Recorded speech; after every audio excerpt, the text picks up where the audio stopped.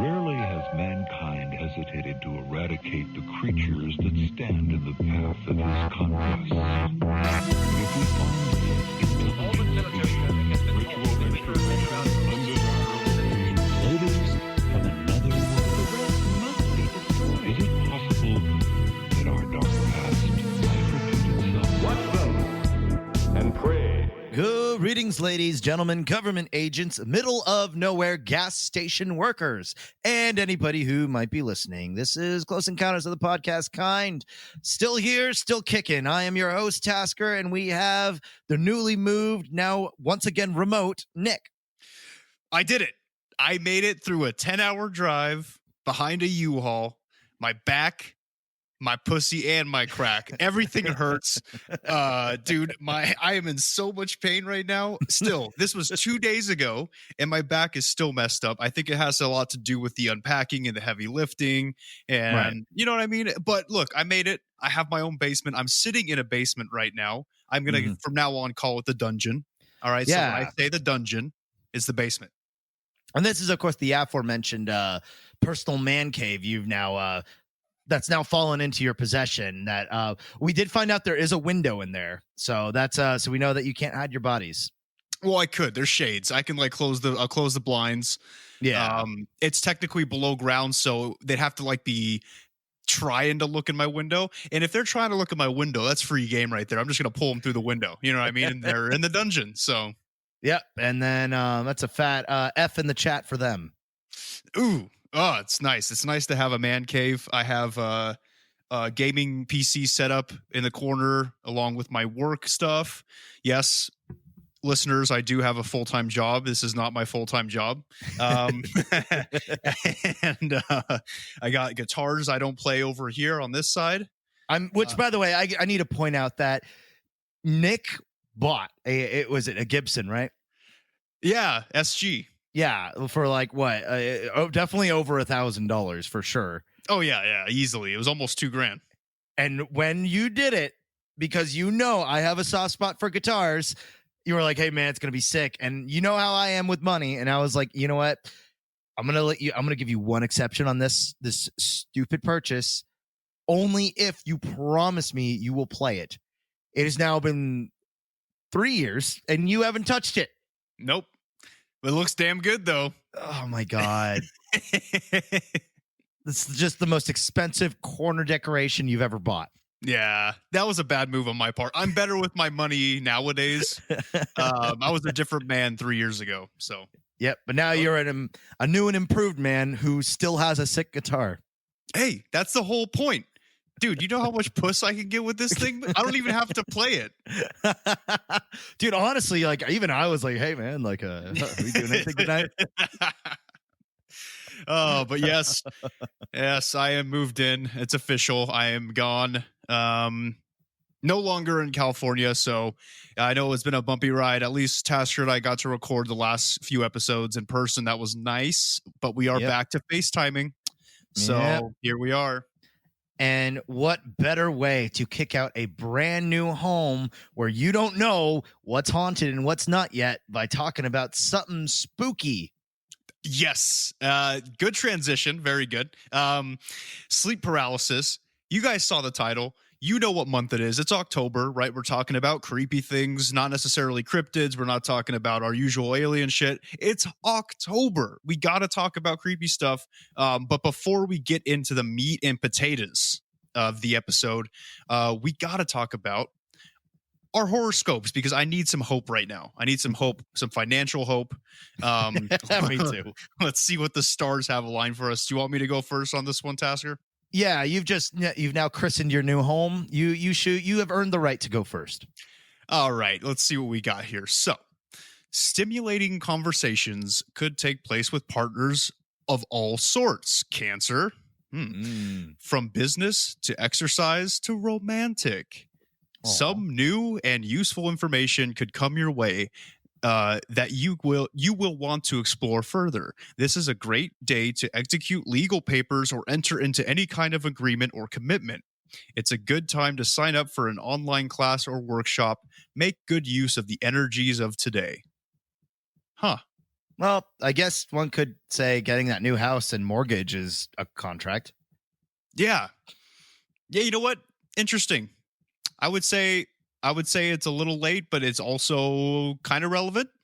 Mhm. The divorce is going well, so that's also Good for you, man. That's a nice that you're so positive. No, but yeah, I'd say it's fairly accurate. It's a little late, but accurate. I'm going to make good use of the energies of today. There's not much of my day left. It's like 3 p.m. here, but I can make use of it. I think so. Yeah, you got some daylight, though it is becoming winter soon. So yep, soon it'll be nighttime at like 5. Ugh. Well, actually, I kind of like the night, so it's fine.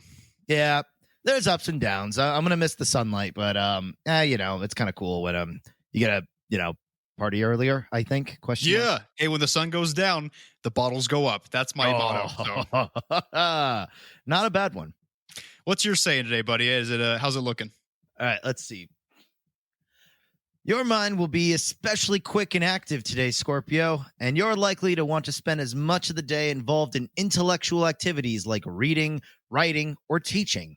Communication with others should be a powerful part of your day, so you will probably spend time on the phone. All right. You will want to write down many of the ideas you hear. You will find most of them interesting and will want to remember them. How's that feeling? I mean, it's pretty, as far as I know, it's pretty accurate from your Yeah. day. I just want to say to our viewers, like, no, this is my actual podcast. My actual Freudian. This is my actual horoscope. We didn't write this specifically for the podcast to advertise us. Yeah. No, I love this subject that we're getting into because I think the study of like dreams and like one could argue that's like the biggest connection between like the living world and like the world of spirituality and whatever the hell might be out there. By the way, I did notice there's a little star ratings for my general mood for the day, and sex is a 3 out of 5 for me. How is that? Is that good for you, or? I think that means it's just if I do have sex, which my girlfriend's not here, so that would be probably a bad thing, but it would be very average. Yeah, that would be not good if you. Yeah. Well, I mean, does it count like if you put your wiener in like, I don't know, like a cutout watermelon? Technically, that could count. No, man, I consider that creative masturbation. I think you're fine. Right. Well, then I'll just look over to the slight right and see that I have a 4 out of 5 on Hustle today, which is good because I'm on the home stretch of my freelance gig. Oh, good. You know what? Actually, I have a 3 out of 5 sex and a 4 out of 5 hustle as well. What's your vibe, dude? My vibe is 4 out of 5 stars, bro. Whoa, man. I'm vibing today, dude. That is crazy, dude. Nah, I'm 3 out of 5. I'm at an even vibe today. That's a decent vibe, but my success is 2 out of 5 stars. Yep. So 3 out of 5, motherfucker. Oh, shit. Nice. Well, probably my vibe is down because we're talking about sleep paralysis, one of the most terrifying things that could happen to somebody if it has happened to you. Yes, Tasker the scaredy cat is October is his favorite month because I torment him the entire time. So he's looking forward to this episode. He actually is looking forward to this episode. This is one of those topics where it freaks him out, but he's interested in it, and that's my favorite kind of topic for him. Yeah. So, with that being said, welcome back. All right, to another spooky October episode of Close Encounters. And to continue our horror subject matter this month, this episode, like we talked about, will be all about the terrifying experience that is sleep paralysis. All right, so what I want you guys to go ahead and do right now, and not just the guys, the girls too, right? I can't be exclusive. That's a rude. Right. What I need everybody listening to do, whether you're non-binary or if you don't have a gender or if you identify as like a granite rock, I don't know. Look, what I need you to do is I need you to slip into bed. I don't care what time it is, bro. It could be like 1 p.m. Slip into bed, put your pajamas on, get like a little cup of warm milk, start sipping on it, get a little cozy, put your headphones on, listen to our sensual voices, right? Yes. Yeah, give him a little taste of that voice, Tasker. Oh, yeah, you will not be sleeping a wink tonight after hearing what we have to say. Beautiful. Yeah, so go ahead and put your earphones on for that. You know what I mean? Yeah, you're welcome. You're welcome. Get under the covers. And I just want you to like slowly drift off while you're listening to our sultry, melodic voices. What's behind you? Holy shit! Oh my god. Oh. Oh. That scared me. I actually didn't know you were going to do that. Okay, well, without further delay, let's go ahead and just dive right into this topic that is sleep paralysis. Might as well. So first, let's begin by talking about what sleep paralysis is, and I'm doing a general overview here, okay? The mainstream definition of sleep paralysis is a state during waking up or falling asleep in which a person is aware but not able to move or speak. And during an episode, one may hallucinate, hear, feel, or see things that are not there, which often results in fear, naturally. Usually. And these episodes of sleep paralysis can either be a one-time event that someone experiences, or it can be recurring, which sounds like fucking hell on earth if it's recurring. You know what I mean? Yeah, and we'll get into like experiences and stuff like as we get into the meat of it. But like, if you know, and I'm sure because this is a fairly common occurrence, surprisingly. So yeah, there's a chance you've probably met somebody, unless you don't like people, in which you probably have never heard the story. But this stuff is crazy. It's literally like nightmare hell on earth. It's terrible. It's if we know somebody who has this. Like, I've never experienced it myself. Yeah. Have you experienced it? I had two mild experiences about it. The first one was I had it was the first and only time I ever fell asleep with my eyes open. And it was weird, but what had happened was because I was just like taking I was sick. And so I was taking like a rest and just kind of laying there. And I didn't realize my body started falling asleep. And it looked like my clock turned into like a crow or like a bird. And then then I just like knocked out. So that was not that bad. The other one was I was living in the dorms, and basically it was nothing. I never really got like visuals or something like that. But basically I knew I was awake, but I could not move.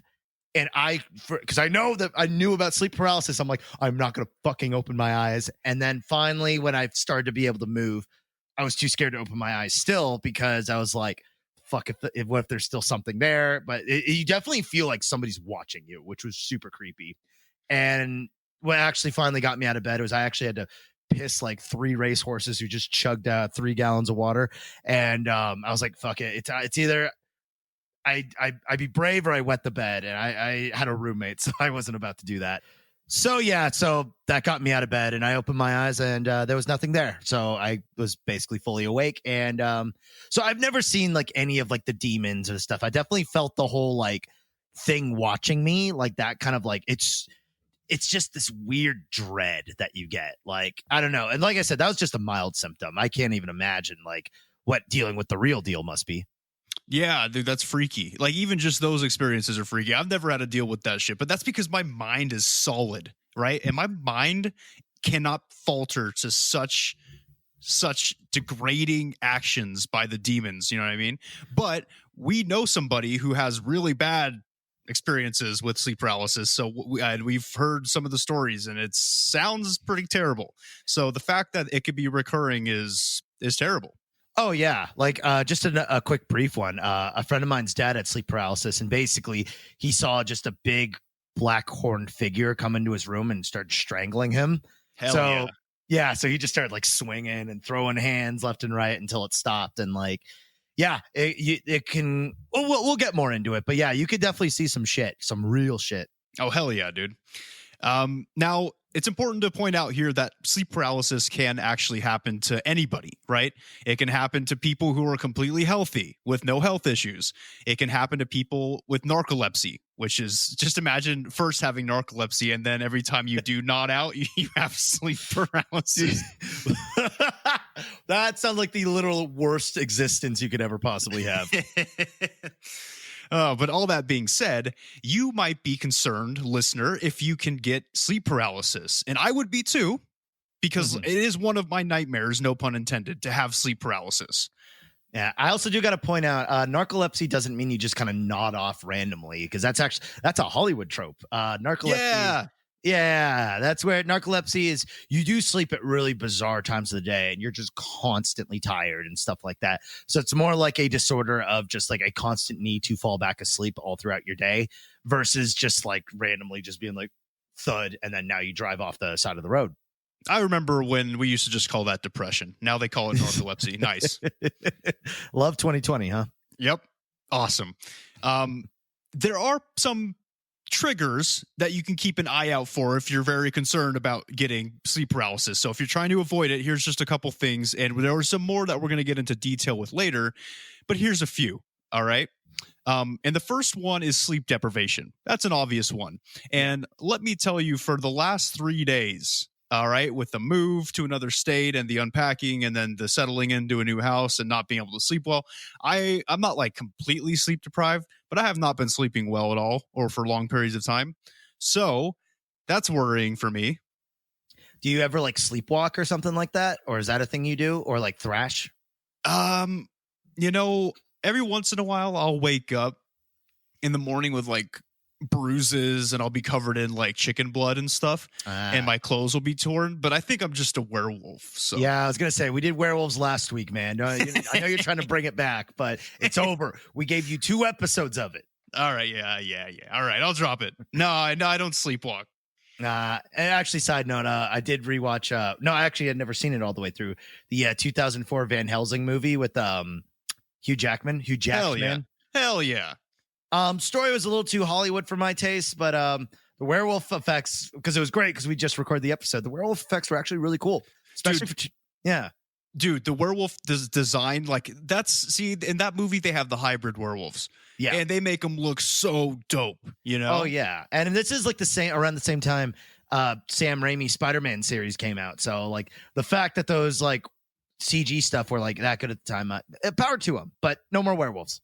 All right, fine. I'll drop it. I'll drop the werewolf talk, but listen, I'm not a furry. Look, I've been getting comments. People are like, oh, Nick's a secret furry because he likes werewolves. I'm like, no, I'm not a secret furry.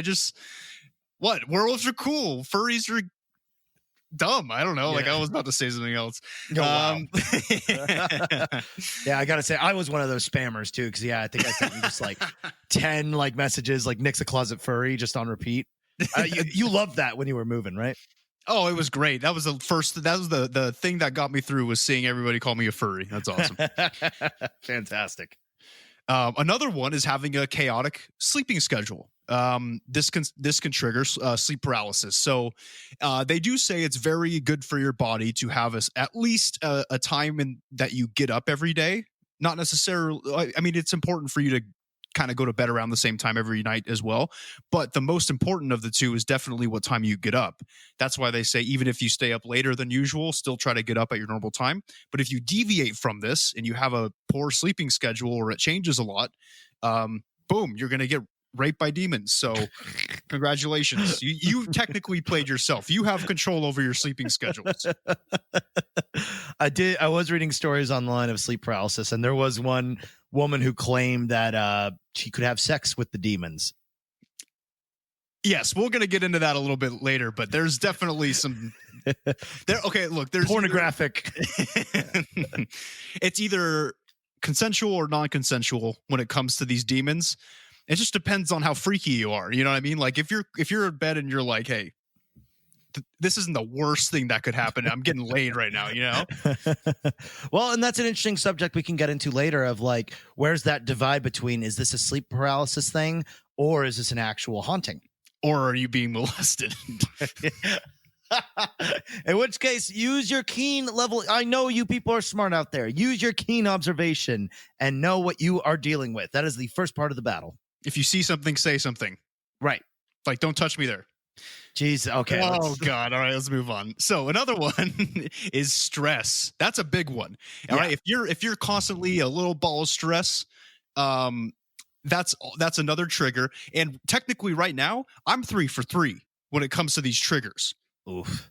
Wait. Okay. So let's just go through. So it's sleep deprivation, chaotic sleep schedule, and being stressed, right? Yes. Okay. Actually, no, I sleep a lot. So that's probably why I don't really get it. I actually sleep so much that I like cater my work schedule to my ridiculous sleeping. chaotic sleep schedule, yes. I've been a little all over the place. Gig and stuff, stress, yes. But like it's starting to kind of ease down. So I'll say I'm like 1.5 out of 3. That's not terrible. I think you're in the clear. I think so too. But you on the other hand, I don't know. We'll see what happens. Like I said, though, my mind is sharp. Yeah, it's about as sharp as a butter knife. It's ready. It's you know what I mean? Yeah, I was gonna say if it wasn't for the fact of the paralysis part, I think if they when they start choking you just got to shout "daddy," and I think they'll either choke harder to finish you off or they'll go away because you weirded them out. I'm hoping it's the first one, man. They just finish me off at that point, both sexually and in my life. Yeah, I was gonna say, it could go either way, so who knows?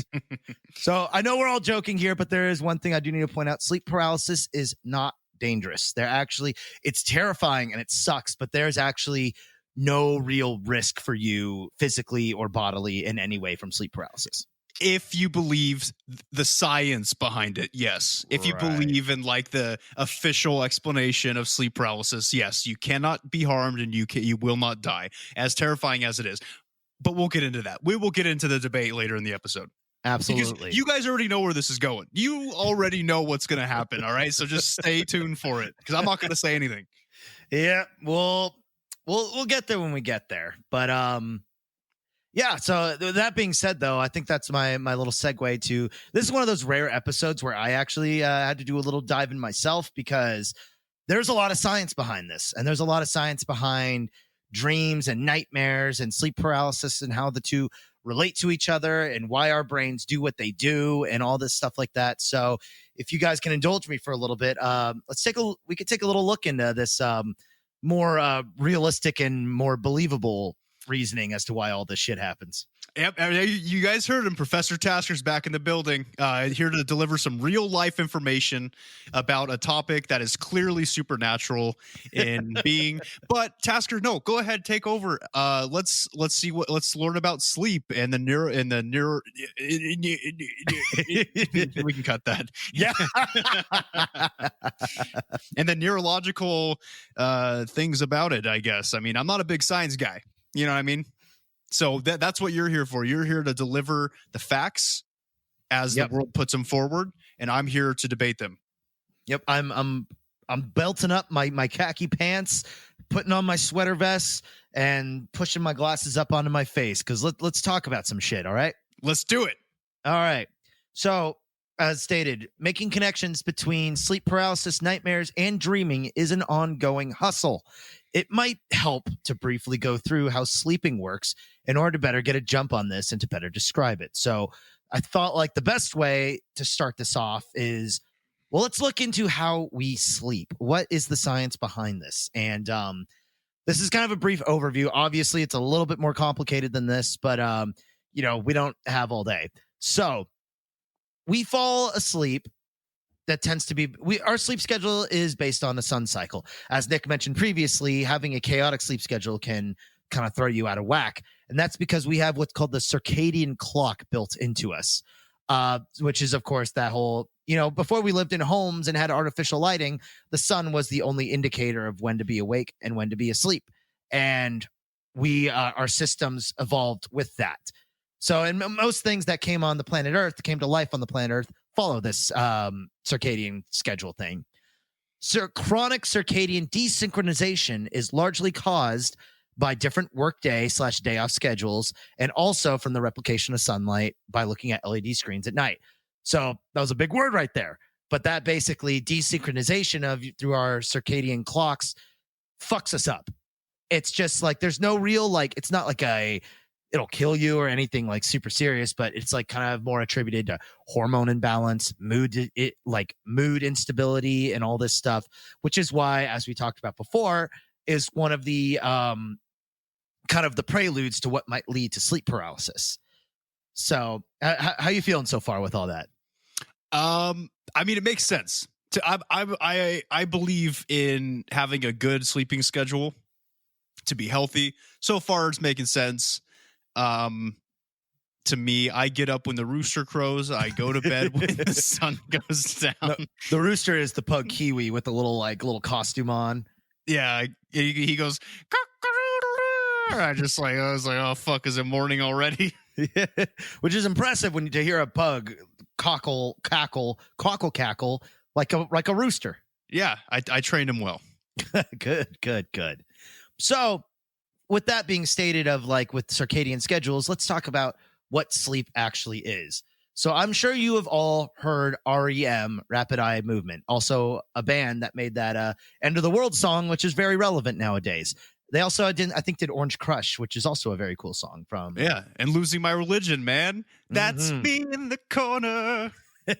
That's me in the spotlight, losing my religion. Oh, see, I'm relaxed already. See, we know we scared you earlier, but don't you all feel better now?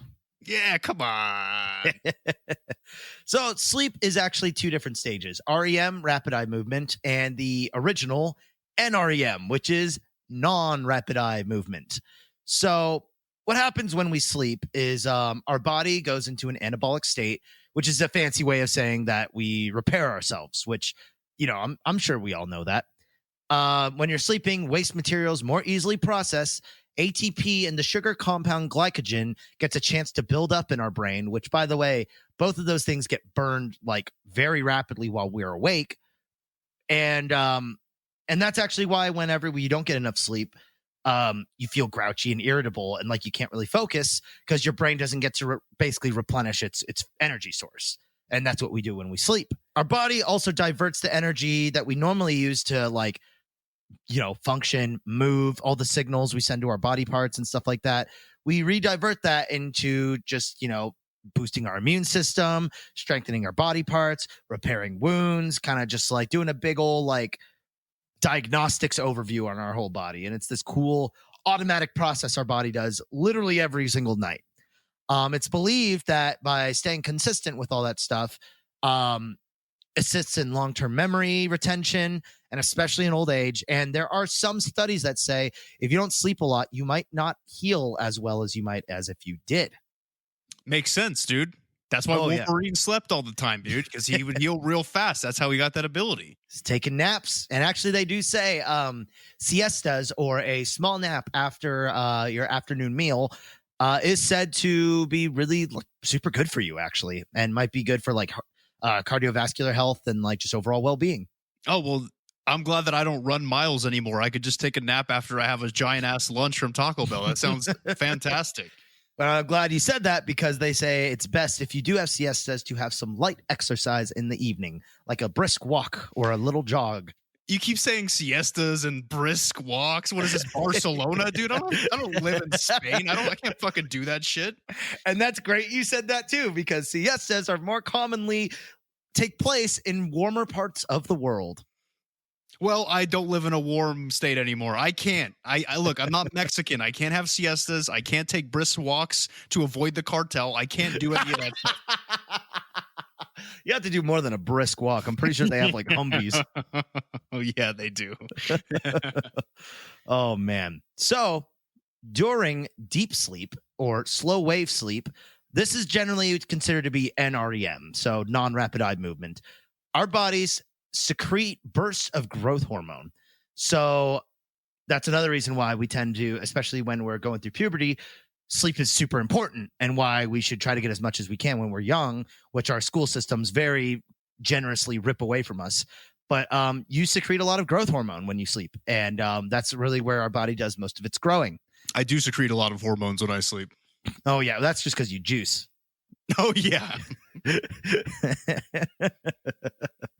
So the replenishing of our brain during the sleeping process is essential to stabilizing our moods and lowering our anxiety. Our bodies are basically temporarily paralyzed during sleep because, as I stated earlier, we're rediverting the energy that we would normally put into moving our body parts into other restorative functions.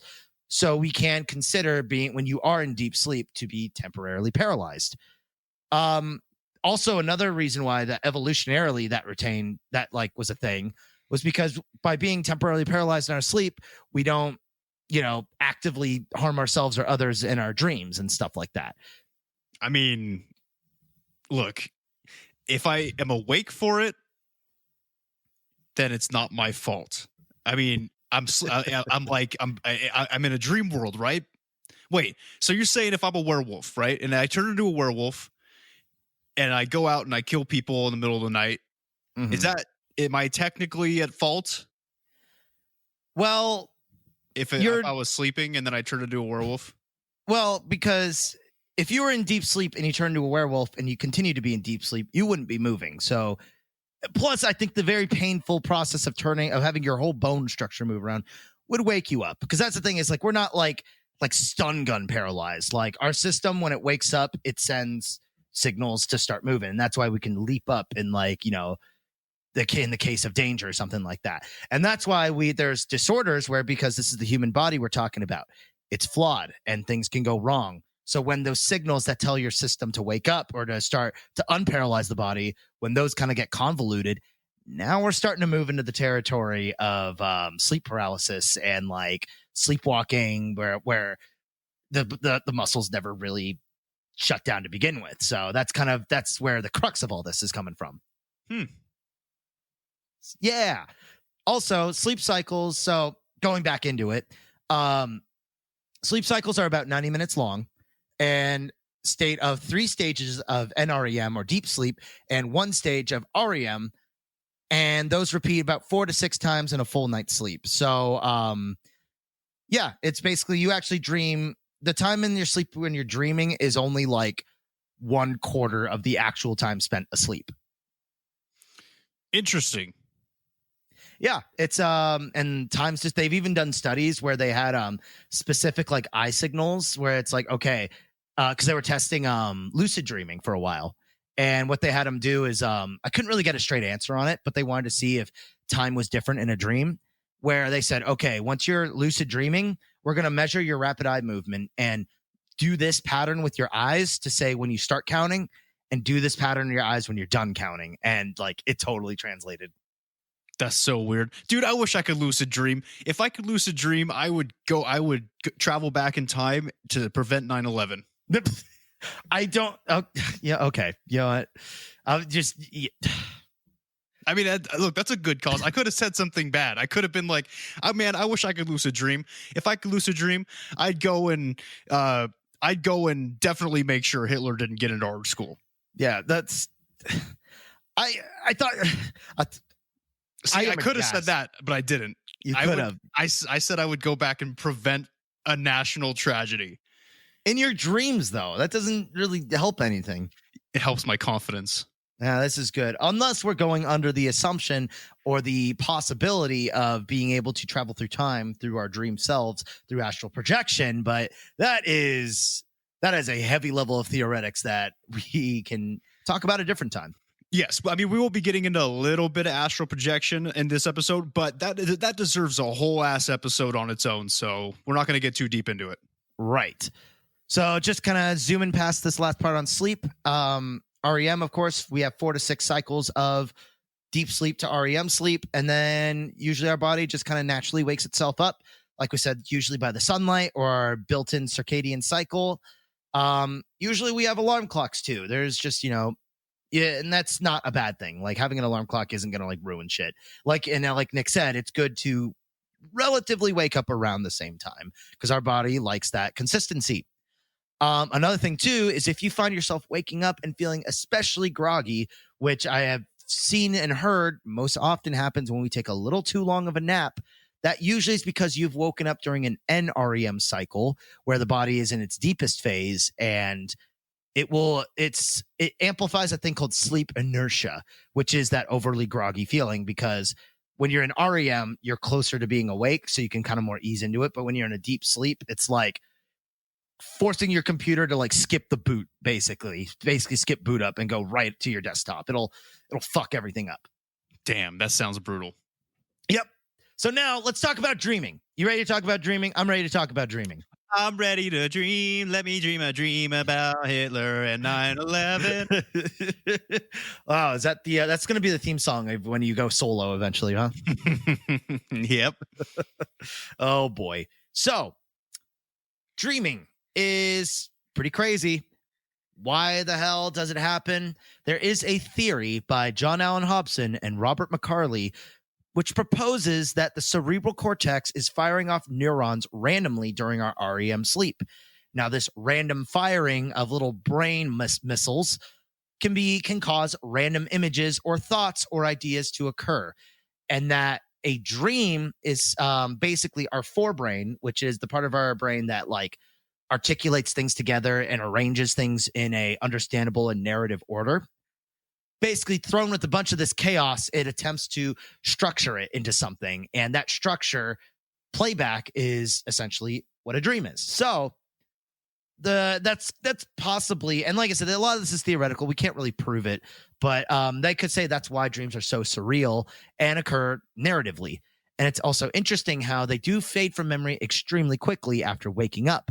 And that's what sparked the idea of dream journals. And they say supposedly by like keeping a dream journal, you're actually helping yourself to train to start lucid dreaming, which we mentioned earlier, which is, of course, the act of being aware of being in a dream without waking up and being able to move around and do whatever you want, which has actually been around in humanity for centuries and has been a practice in like meditation. Ancient Buddhist monks are said to have done it.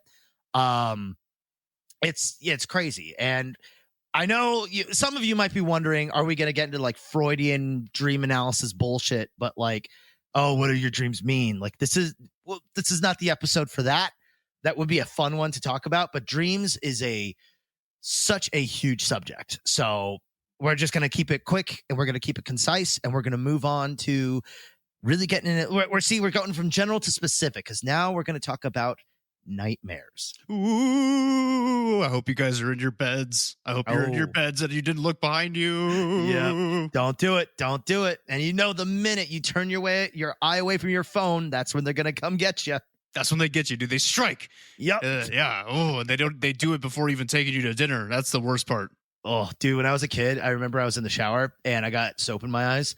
And for some reason, I just assumed that the minute I opened my eyes, there was just going to be something there in the shower with me. So I just kind of stood there crying with my eyes closed for like 20 minutes. You're such a big pussy. I was like 8. Come on. Oh, I thought this was like yesterday. No, I've improved. Now the crying doesn't stop. Okay, doesn't start. I didn't mean to call you a pussy. I thought you were talking. This happened like on Tuesday or something. Oh man. So, nightmare. Where the hell does that word come from? Actually, there is a creature called a mare, a malicious creature from Slavic or Germanic origins, or they might come from both. Who knows? Who cares? Actually, okay. Stop. What do you mean? That's my line. My line is who cares? I don't give a shit what the difference is between the Slavs and the Germanics. I'm pretty sure. Look, I know Slavic. I'm pretty sure Slavics are like Eastern European, like maybe Russian. I don't know, dude. I don't know. Look, I'm not a geography major. I don't know history, and I definitely am not culturally aware. Let's say that. And anybody listening to this show knows that I am not culturally aware. It was just weird. It felt like your like spirit took over me for a second there. Yeah, like you're just like, who cares? It's like, I don't know. Some of the listeners might care. And I was like, wait, no, that's not what I meant at all. Is it because I'm talking more in this episode? You just need to get your 2 cents in, so you're astrally projecting into my body. I may or may not have the ability to do that, but I'm not going to tell you if I do. That's honestly a very smart call on your part. Thank you. Mm-hmm. So, a mare is a creature that rides on people's chests while they sleep, which is said to cause nightmares and bad dreams. And of course, a mare is different from the other term mare, which is a female horse. Man, those horse vaginas are huge. Good observation. I don't know. Look, I've seen one, and it was like looking into, like, you ever seen the horror movie The Descent? No. It was like going into that cave. Wow, I mean, I didn't go in. It was just like looking at it. You know what I mean? Look, I'm digging a hole that I can't get out of. Is this what you do now that you're out of California in more of a countryside like area? There are horses everywhere. What do you want me to do? Okay, look, the only reason I knew this is because I was driving down a highway and there's farms on either side of the street all the time. And you look over, you're like, oh shit, look, there's horses. But then boom, right in front of the fence, dude, they just put it right out there for you to see. And I'm just like, well, that's what that looks like. Yeah. See, this is the repercussions of WAP, that song. Yeah. Now the horses feel empowered and they're just going to start twerking on the highway, getting their WAPs all over the place. Oh, yeah. It's out of control. It's out of control. All right. Stop talking about this. This is becoming a nightmare in and of itself. And if you weren't going to have one tonight, you're going to have a nightmare about that. So, God damn it. This is what happens when I have my own house now. I don't have to hold my tongue anymore. I don't have to be like, oh, should I say, what if they hear me? No, I can talk about horse pussy all I want. Well, I'm glad you're getting a new sense of empowerment from horse pussy. So, you know what? Enjoy it. All right, let's move on. I'm tired of talking about it. Okay, so a nightmare, of course. So using the term of the creature mare in the middle of the night was a nightmare, and that's where the word came from. Yay. A nightmare is actually said to be very different from a bad dream, in that the key difference is that a nightmare will wake you up and will leave you in a feeling of dread and distress for what could be a couple minutes to the rest of the night. Whereas a bad dream is more classified as just a dream that was just kind of overall unpleasant. Yeah. But this is why frequent nightmares actually can be characterized as a sleeping disorder, because it affects your sleeping pattern similar to how insomnia does. Because insomnia, of course, is a lot less terrifying, but nightmares is essentially the same deal, where you just can't sleep anymore because the constant fear of like whatever the hell happened.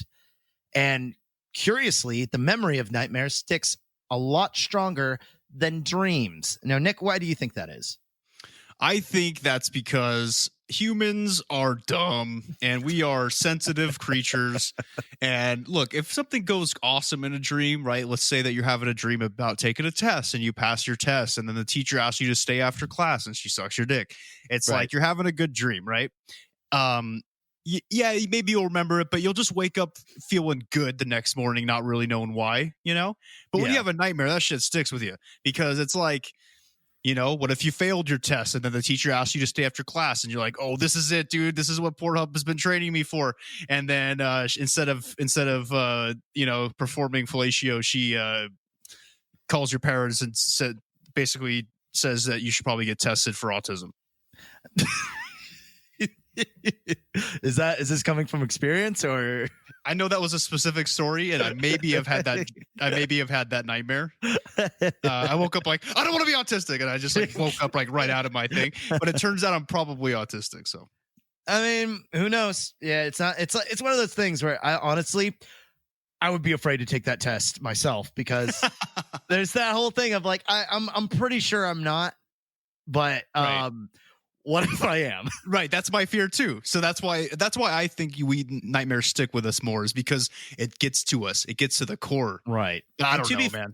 And to be fair to any listeners out there who may be or are related to somebody who is like severely autistic, if me or Nick did rank on there, we would probably be pretty light on that spectrum. Yes, and also, sorry. Look, we gotta tell jokes. All right, it is our duty to joke. And yes, the subject matter was probably poor choice, but it's a low hanging fruit, so I went for it. All right, we've had a lot of poor subject matter thus far. This has been a weird episode, man. I know we're supposed to be talking about, which we are, sleep paralysis. We're starting to get to the creepy stuff, but man, we're just talking about all kinds of shit. Yeah, we're getting all over the place, which actually one could say matches the surreal nature of dreams in general. Is this a bit? You guys will never know. Is this whole episode a bit? I don't know. Yeah, we'll leave it up to you. But actually, Nick, you're not too far off. We remember nightmares because they are stressful, and we tend to remember stressful, panicky things because, remember, we came from nature. We came from the wild, and we remember bad experiences as to prevent them in the future, versus fun and happy experiences, which are just chill and fun and a good time for us, but don't really necessarily affect our survival. So there are also some studies say that eating before bed may encourage nightmares, because when you eat, obviously it's not just because it's delicious, but that's our source of energy. And when you ingest a source of energy before you go to bed, that energy may activate in your sleep. And when you have energy in your sleep, that makes it kind of like a higher chance that like your body will be more vigilant and more tense, and that like activity can trigger a nightmare possibly because there's that stress response, or maybe a light stress response turns into a bigger stress response because you have the energy to handle it, in theory. So I'm not really sure about that, but it's like I said, it's all kind of up for debate.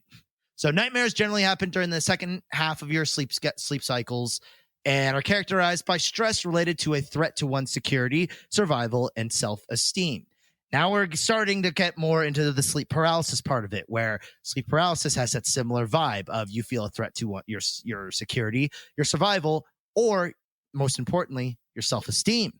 Yep. So, and like there have been stories in sleep paralysis of like people seeing like dead relatives or seeing people calling them like fat when they like felt like they were overweight. Fat. Yep, You're just fat. like that. I'm gonna have sleep paralysis, and it's literally just gonna be you, like in like a fucking onesie, just being like, "You're fat." Yeah. But yeah, there are cases too where it's like it's not just because the most common is like a dude like strangling you or something like that, or like a demon watching you. But there are cases of people seeing deceased relatives or people they've humiliated themselves in front of them, like pointing it out to them again, or like just that's where it's hitting all those markers, and that's where the fear comes in, which is same thing that happens in nightmares. Nightmares can be considered parasomnia, which are sleep disorders characterized by abnormal sleeping behaviors, and sleep paralysis is also considered a parasomnia, but they're not one. The point I'm making here is they're not one and the same. Like they're two different disorders because it's a different thing causing them, and but they do have a lot like hand in hand. And this subject matter is of high interest to psychologist Sigmund Freud, the founder of psychoanalysis, which is the study and development of therapies for the unconscious mind, and Carl Jung, who is the founder of analytical psychology, which is the like stuff like the id, extroversion, introversion complexes. Horoscope can even consider to be kind of Jungian. But hey, look, man, I don't want to be that guy, but I think it's Jung. Jung. But because he's Chinese, right? Is he? I thought he was Swiss. No, it is Jung though. But I just thought I'd throw a Chinese joke in there since I'm already offending a bunch of people. Wow. Wait, I hope you're proud of yourself. Thank you. Don't worry, I'm almost done. You could get all your sillies out soon. No, I already got them out. I'm good. I don't even have anything for after you're done talking. So, well, then we'll just have to keep on doing our shining best, huh? Yeah. So there is still much to be confirmed and understood about nightmares, but they tend to happen more in children, and also tend to happen more frequently in those under high stress or suffering from PTSD trauma. So if you're a kid who is under high stress or maybe have experience of PTSD, you're in a pretty bad bracket. Like if you were a kid and you were in Nam, dude, you're screwed. Yeah, you got some hard times ahead.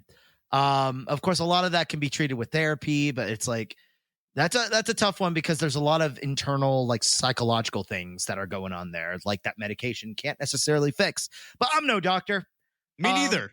Yeah. So if you guys are having issues with it, don't come to a alien conspiracy podcast for information. Like, go see a professional if you're going through this. But I can help you out. I mean, just send me like your issues and I'll tell you a joke or something. Maybe that'll cheer you up and make you forget about how you were in the wars. There you go. Good. You're so generous. So one thing that I can finally point out here is that in the world of art, there is a very famous painting. He brings up art. Oh, the art major brought up art, huh? Holy shit. There is a painting by Henry Fuseli called The Nightmare. It is insanely famous, especially in the time when it was first released and put on display. It depicts a woman lying outstretched with a black creature sitting on her chest and a black horse poking its head out of the background. The creature is said to be the mare creature or an incubus, and the horse, which is also likely a reference to mares being female horses, can be seen as a representative of the dream state of surrealism. And there's many, of course, with all the comparisons of sleep paralysis feeling like a creature crushing your chest, there's a lot of people who look to that painting in modern day being like, oh shit, maybe he went through it and maybe like that's why he made it. The artist never did give commentary, but it is said that the painting is more likely to have been inspired by an unrequited love situation, and that it's more about nightmares than it is about sleep paralysis, which is a little disappointing. That's very disappointing. And you know what it is? It's the art, dude. It's the artists are all sensitive, and we think it's some dope. Because I've seen this painting. I have a book on vampires and vampirism where this painting is the cover of the book. It's a very creepy painting. I was hoping it was some cool backstory, like maybe like an incubus, like was just like all up on him or something like that, and his like horse bitch was just watching from a curtain or something. But turns out he's just a sensitive Sally, and somebody didn't love him, so he's gonna make an emo painting about it. Yeah, like a lot of people remarked on the quote unquote erotic nature of it. So people think that it was just him, just like wishful thinking that she has a bunch of nightmares of rejecting him. Good Lord, man. My. Kind of in simp territory. Yeah. I wonder how much he's donating to Belle Delphine. That's ridiculous. Might as well have. So that's a little bit on the science of sleeps and nightmares. So let's go into the science and physicality of sleep paralysis itself. As we know, it has been a part of human culture for a very long time. Sleep paralysis is nothing new. It's been going on for centuries. As Nick stated before, it happens most commonly right before you fall asleep or right before you wake up. So when you're in that kind of transitory period. 1 in 10 people have sleep paralysis in their lifetime. Experience it a couple times is super normal, but having frequent sleep paralysis might be more indicative of other sleeping disorders at play, such as insomnia or narcolepsy, but there could be other non-treatable things going on. The general idea of what might physically be happening in your brain when you have sleep paralysis is circuits are basically firing off incorrectly during the waking up or falling asleep period. So like we said before, like with sleepwalking and like all that stuff, basically your brain is firing off the all right, wake up signals, but neglects to fire off the get your body moving signals. So that's what causes that like still paralyzed and surreal dream state to collide with the awake state. And that's essentially what a sleep paralysis episode is the sleeping world and the awake world colliding. So factors such as, like you said, sleep deprivation, alcohol, even sometimes stress are factors in triggering sleep paralysis. But there's also research that it's hereditary. So some people, you might just be unlucky and be born with it.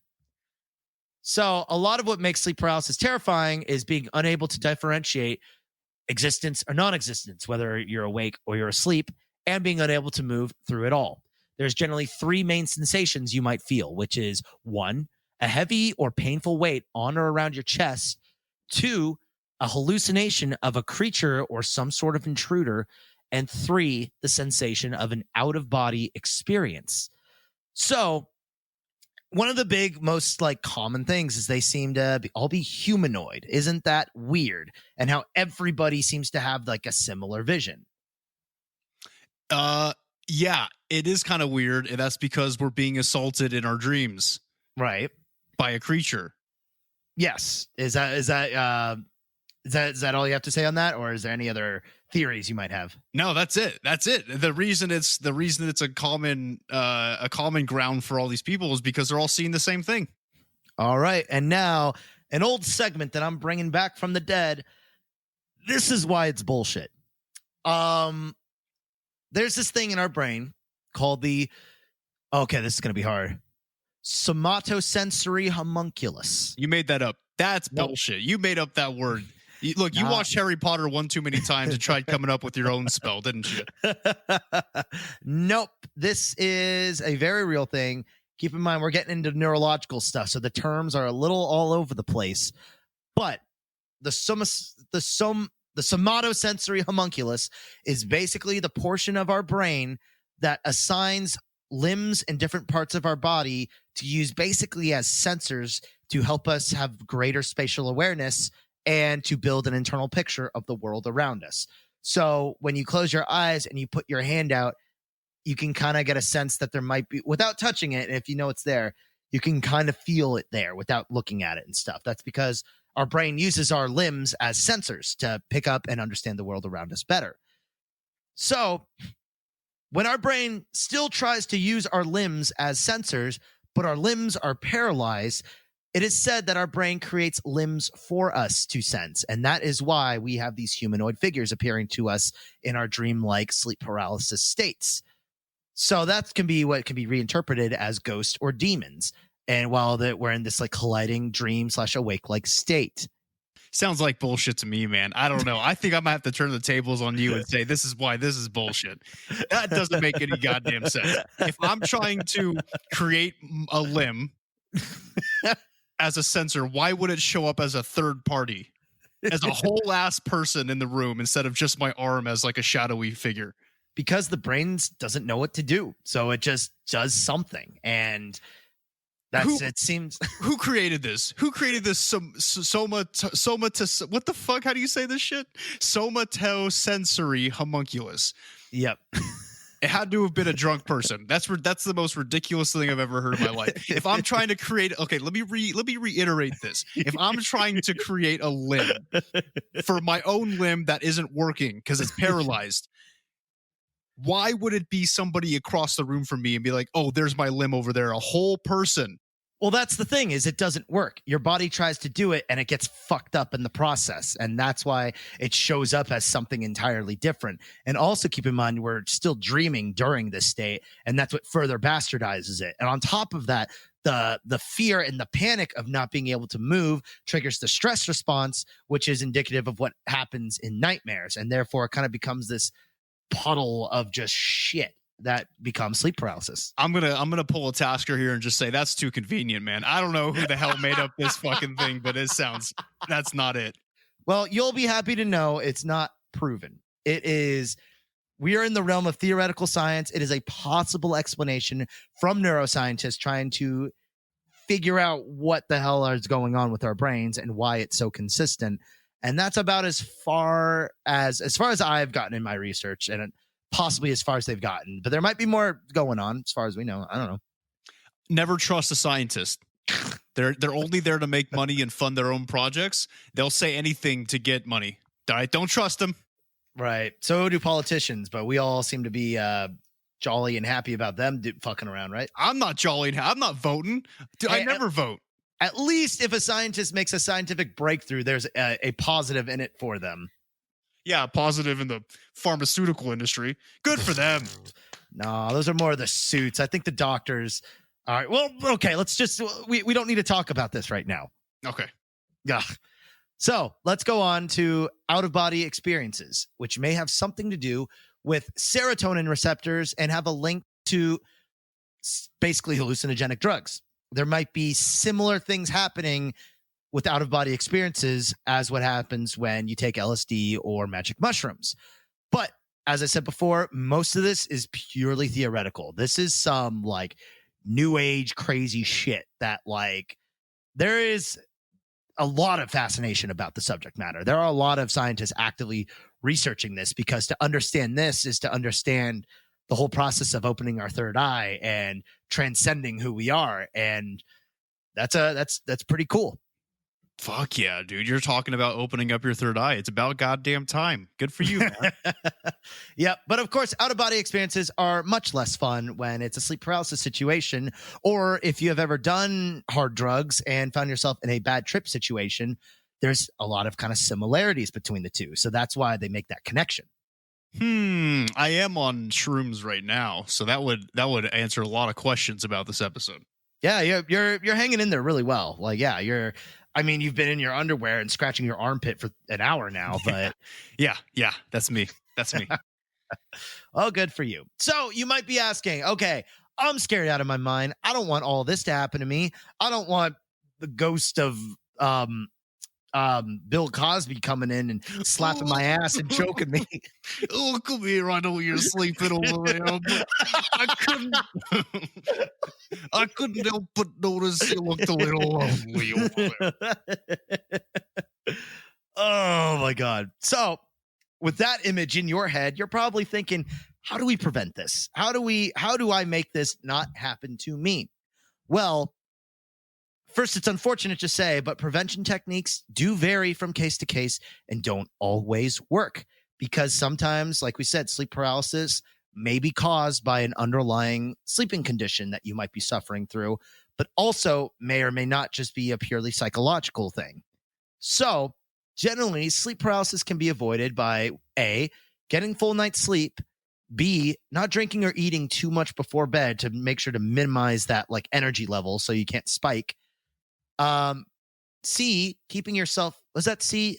Okay, we'll just say it's C. Yeah, man. Remember Michael Jackson, that one song, ABC? Thank you. I'm glad that song's around. I have the catchy jingle so I can remember. You're welcome. Thank you. C, keeping yourself healthy and exercise. But D, most importantly, do not fall asleep on your back. Sleeping on your back actually invites a physical situation where the soft palate can temporarily collapse and block your airway. And they say that's that sensation of being choked or strangled is actually your soft palate, which I believe is somewhere in your throat, just kind of falls and drops. You're not suffocating, like it won't kill you, but it blocks your airway a bit and makes you feel like you can't breathe properly. And that's where that strangling sensation is. And like we said, sleep paralysis is a hot soup of fucking terrible garbage all happening at once. So when you're dreaming about scary shit and you can't move and you're seeing things, and then on top of it, your soft palate's closing your throat, so you feel like you're being throttled. All of that kind of comes together and gives a horribly nightmarish situations. Sucks. But they say physically they think that's what's happening and that's what causes the choking. As we said before, sleep paralysis could be hereditary, and weirdly enough, more commonly happens in identical twins. But like I said before, this seems mostly just theoretical. Medications such as antidepressants and selective serotonin reuptake inhibitors can help, especially if you're suffering from depression or anxiety disorders, but also are not guaranteed or even known to stop symptoms completely. If someone has other sleeping conditions or trauma, those should be treated accordingly as well. So there might be a psychological thing going on. But yeah, basically the simple physical thing is try to avoid sleeping on your back. Try to avoid having weight on your chest, because that basically try to figure out the triggers is essentially your first step to preventing sleep paralysis, to try to get yourself better sleeps and to make yourself feel better. So now, one thing I do got to point out before I finish my scientific segment. So sleep paralysis, a moment where maybe you open your eye, you fell asleep, you open your eyes, maybe suddenly you feel like you're in a place unfamiliar or you're in a place familiar, and there's tall figures staring above you, maybe doing fucked up shit to you. Who's to say that maybe all these tall tales of alien abduction Nick's been crooning about for this past year may actually have been just situations of sleep paralysis? Oh, weird. The scars, the implants, the memories, all this stuff. No, that's all bullshit. All these people are, they're all just having bad dreams. Yeah, it could be. Who knows? That's ridiculous.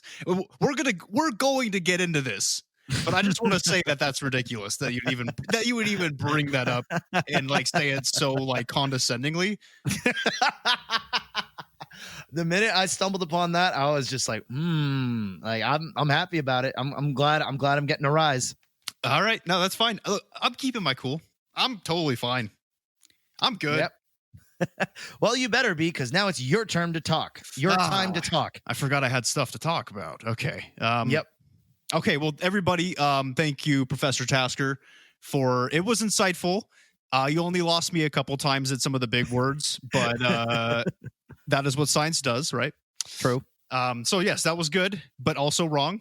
Now let's move on to this next part. Now we are all on the same page as far as what sleep paralysis and dreaming and nightmares are, conventionally, right? Conventionally. I want to point out now that this phenomenon is fairly well known in the United States, as we've talked about, but like Tasker said, this happens all over the world, plenty of countries, basically anywhere there's a human, there is sleep paralysis. And in this section, we will be going over a couple different regions and their beliefs behind sleep paralysis and what they mean or what's causing it. Very interesting shit. Ooh. So in Egypt, for example, sleep paralysis is seen as a jinn attack. Okay. And for those unaware, a jinn is a spirit in different Middle Eastern and Arabian regions. It's also known as a genie. to us white people or fans Yeah. of the little, what is that one? The Little Mermaid. What is that one movie? What? That, You mean that one- Aladdin? Aladdin. Yeah, dude. Yeah. What? I don't know. I don't watch Disney movies, man. Right. Jin. That's also. I know in Japan they have Majin, which is kind of like a sound for, basically means like evil. And in Dragon Ball Z, the Majin symbol, which is like when you're under control of that wizard guy. You had Bobbity. They really, all right, good. Yeah, and then his dad is Bibbidi, and then they create the creature Boo. Get it? Bibbidi Bobbidi Boo. And Yeah, wow, that's so cute. Listen, you had a whole ass section to piss me off that you've already done, and you still had to fit anime in. And then you talk about Bippity Boppity Boo, like I'm supposed to understand the reference. Like I don't know what that is. It sounds like somebody's on drugs and just decided to name some anime characters. Oh yeah, that's why I explained it. Okay, good. I'm glad we diverted so we could talk about anime. I know that was your goal and it worked. Good job. Always does. Okay, but like we were saying, these are genies, okay? And they're not like look, Aladdin or whatever that movie was.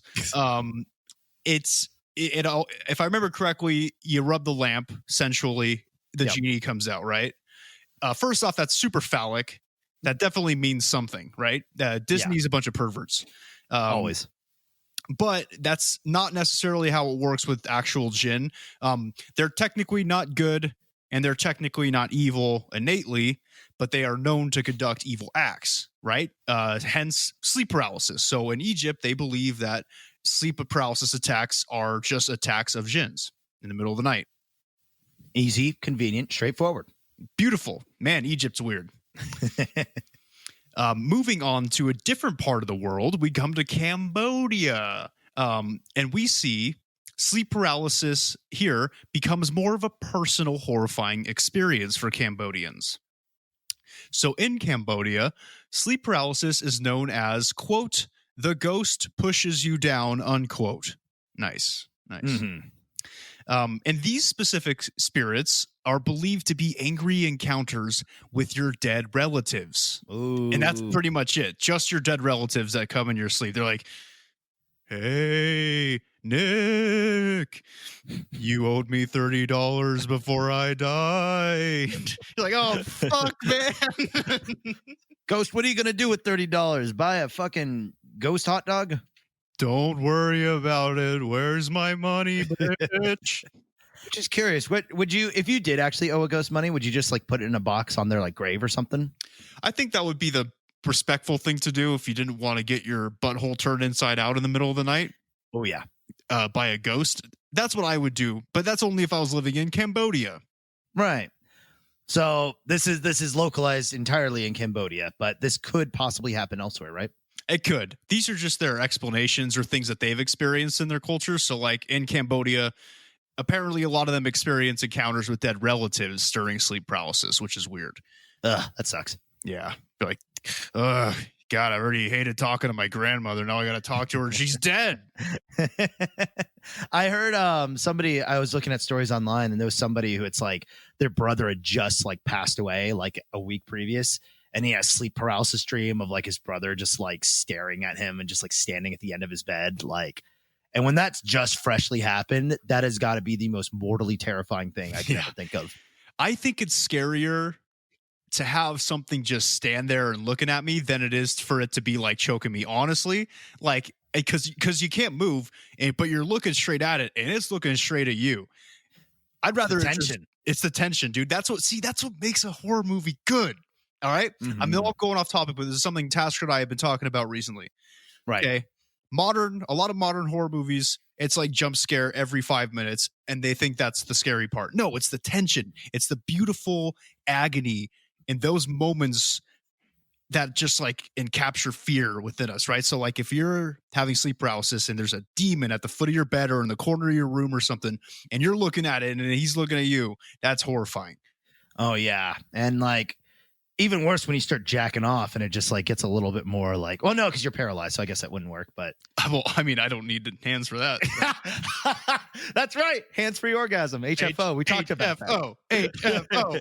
So if any of you guys experience it, give that a go. And for all we know, we may have just discovered the cure. Oh boy. Yeah.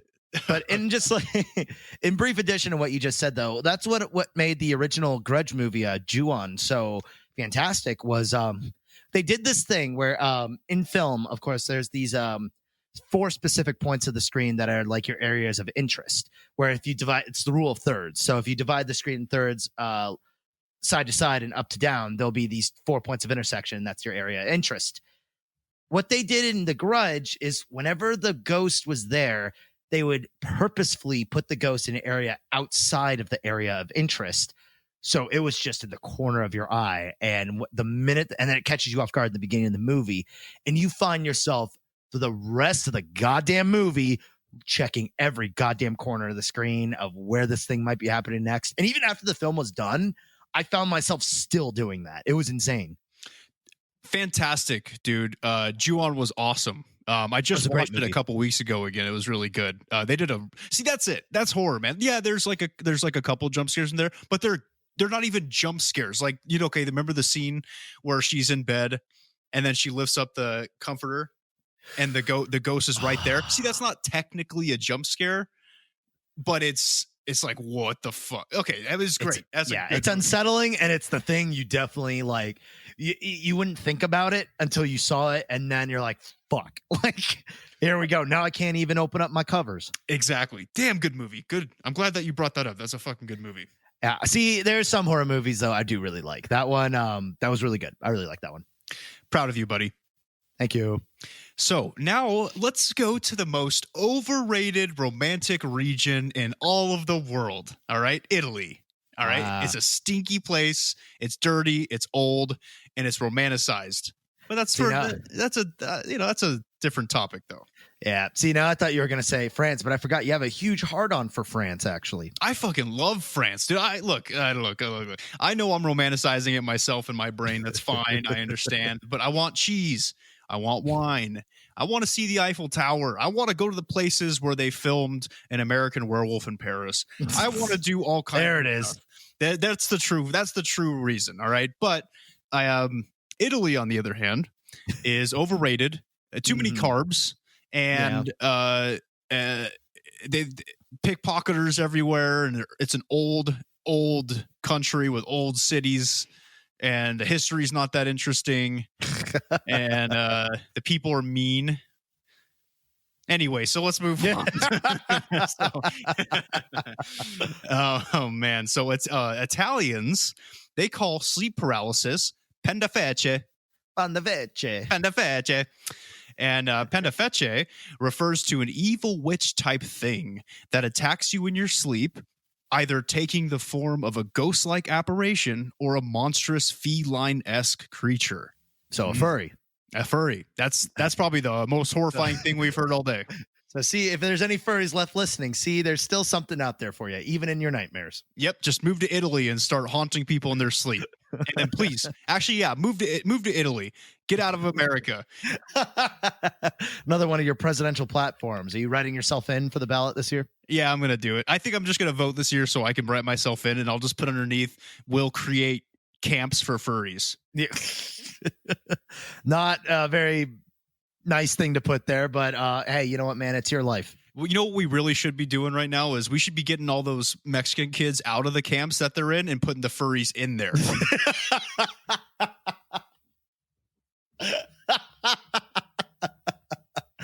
Well, I would indulge you with a discussion on this, but I have a feeling that will lead us both to a place that might get us off the air. Oh, okay. All right, let's not do it then. But interesting idea. Thank you. So if you guys are voting, please write my name in this year. Right. No, don't get Trump out. Okay, our next stop is Newfoundland. Our Canadian brothers and sisters up there in the old north there. All right. So Newfoundland, call sleep paralysis the old hag. Yeah. And yeah, just like my ex-wife, right? Anyway, so the victims referred to it in the process of the old hag there as being hagged. All right, they're being hagged. Really? Now, even though the term old hag is usually synonymous with the females, right? Though the ladies, if you will, reports out of Newfoundland talk of both male and female apparitions sitting upon their chests, right? And haunting them in their half awake, half sleep state. So, Newfoundland, man, they really have something for hags up there, buddy.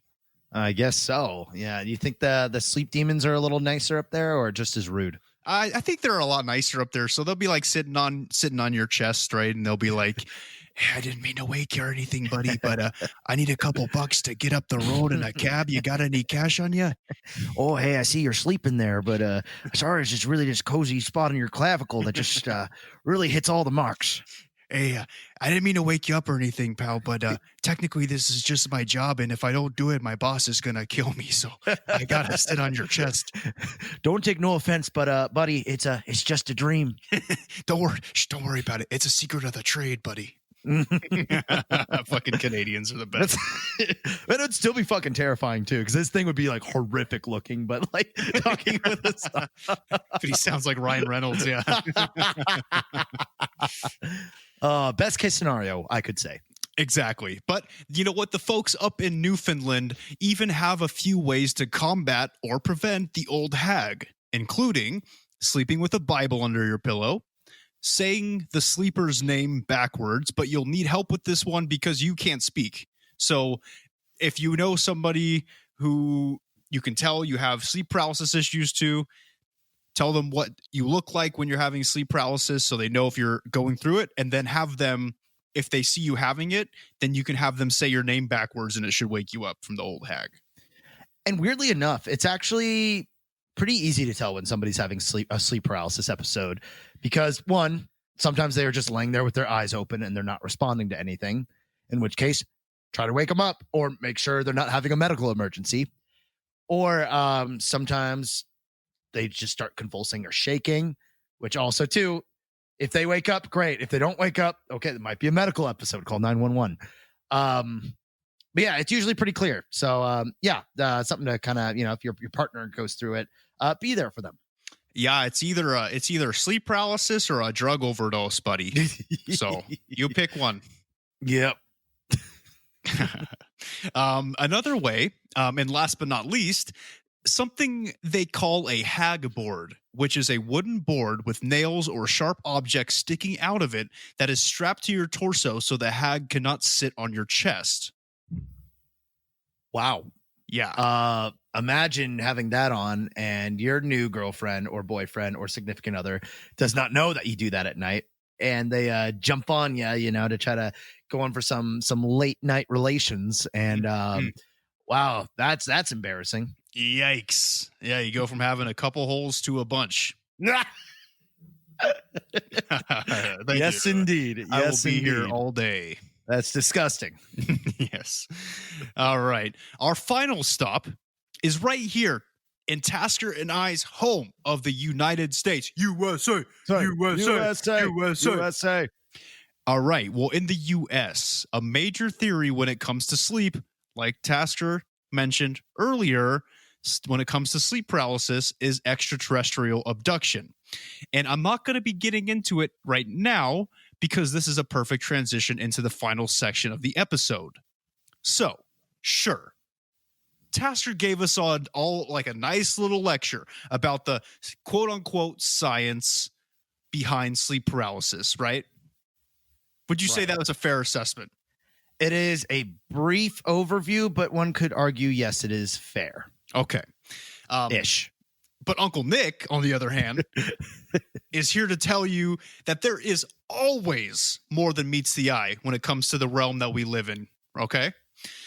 In this section, we will be discussing the more supernatural and extraterrestrial causes of sleep paralysis, the more probable causes in my humble opinion. Right. So first, I'm sorry, did you? No, I rolled my eye and I was hoping. There was a part of me that was like, man, I wish if eyes could make noise, man, you would hear it all the way from where the fuck you moved to.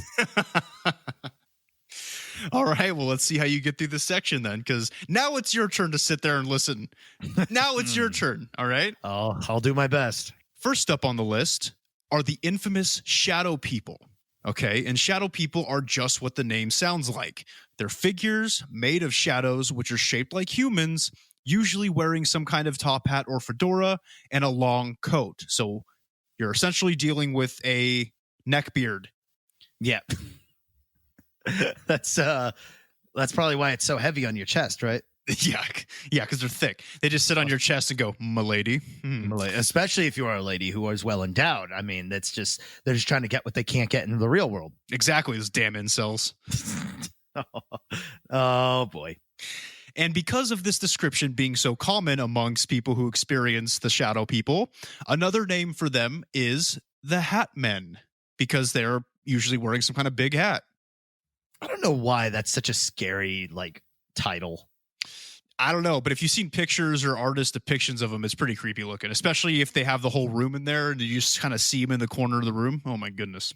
My least favorite type of GIF on the internet are GIFs that try to explain sleep paralysis. Before this episode, I was to try to get myself into the spirit, I tried looking at one. And how long did I last, Nick, before I backed out? I gave him 5 seconds, I think. And then he's like, you know what? This is a bad idea. And he backed right out. I don't blame him. Yep. Well, there's this one where it's just it's an image of, it's like a POV, and all you see is just the part where his legs are under the cover. So you see the little bumps, and it's just the eyes close and they open, and suddenly there's just a shadow in the doorway. The eyes close and then they open, and then the shadow's gone.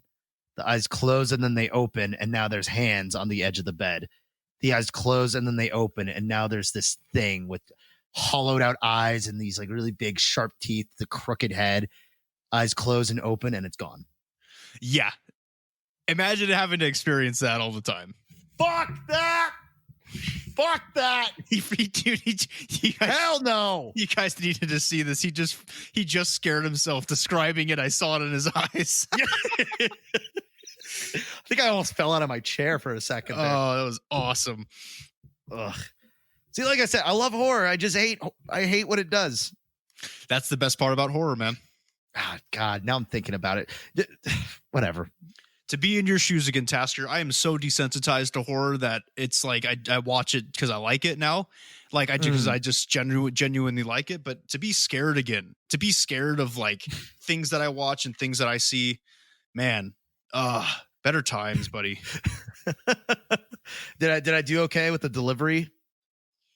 Oh yeah, it was pretty creepy. You creeped me out a little bit, I'll be honest. So. Oh shit. Okay, cool. See, like I said, I like it. I enjoy it, and I love telling scary stories. The problem is I scare myself, and that makes me a terrible horror storyteller. Nah, you did good. You did good. Thanks. So many people who experience sleep paralysis report seeing these shadow people during their paralysis. And the shadow people are known to be very, very malevolent, usually choking people, sitting on them so they can hardly breathe, and generally terrorizing them. Sometimes they will stand in the corner of your room staring at you while you can't move, and then they will slowly approach you over time. But all you can do is sit there and watch. And then when they get to you, that's when the people say that they either sit on them or choke them. Gross. Yeah. Okay, the next possible supernatural cause of sleep paralysis is something that we have discussed at length in an earlier steamy episode of Close Encounters. And that is, of course, the incubi and succubi. Oh, we're getting to the good shit. After all that spook, we need a little something. We need to break that sexual tension. So some experiencers of sleep report sexual assault. Okay, I said that too cheerily. Let me retry that.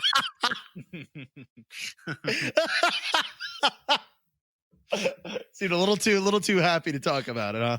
All right, let me put my acting chops on. Let me redo that. Some experiencers of sleep paralysis report sexual assault by the being they see during their paralysis. And a lot of the time, the female victims report being assaulted by some kind of male figure or demon, and the male victims report being assaulted by a female figure or demon, but it's not always the case. Sometimes there is same-sex attacks. Interesting. And given everything we learned in our Incubi and Succubi episode, the comparison between those demons and what some of these victims of sleep paralysis are experiencing is clearly uncanny. Remember, they assault you in your sleep, and that's exactly what is happening to these people during sleep paralysis. And there have been reports of sleep paralysis victims saying that they were actually assaulted by whatever they saw sexually. So, I mean, I don't know. Could be an incubus and succubus. Well, except for there was this one case where it's like they were saying the demon, started reaching down there, and the woman was just like, actually, this sounds kind of neat, and just let it happen. So she's like, yeah, now sleep paralysis is kind of fun for me. Huh. See, it's all about the perspective. All right. If you're freaked out, don't be freaked out by it. Consider it a card. All right. Look, I'm not a macho dude. I'm not a dude who, I'm not like a frat boy. So I'm not one to talk about the what are those things called, Tasker? The sex cards where you do different things and you get a card, like an imaginary card, like achievements, kind of like achievements, like sexual achievements that frat boys talk about. Milestones. Consider having sex with a demon that's haunting you, trying to scare you. Consider seducing them instead of them trying to have sex with you, and consider that an achievement. And I'd say you're doing pretty well. Oh my God. Just imagine. I'm just picturing frat boys opening up some dude's room. They're like, bro. And this dude's just sitting there, just yeah. There's this bewildered demon just sitting next to him, just what have I done? Yeah, point of view and perspective is everything, folks. Exactly. All right. So another explanation for sleep paralysis, and this is the one that we mentioned a little earlier, could be astral projection, which pretty much nullifies Tasker's explanation about the out-of-body experiences, in my opinion. All right.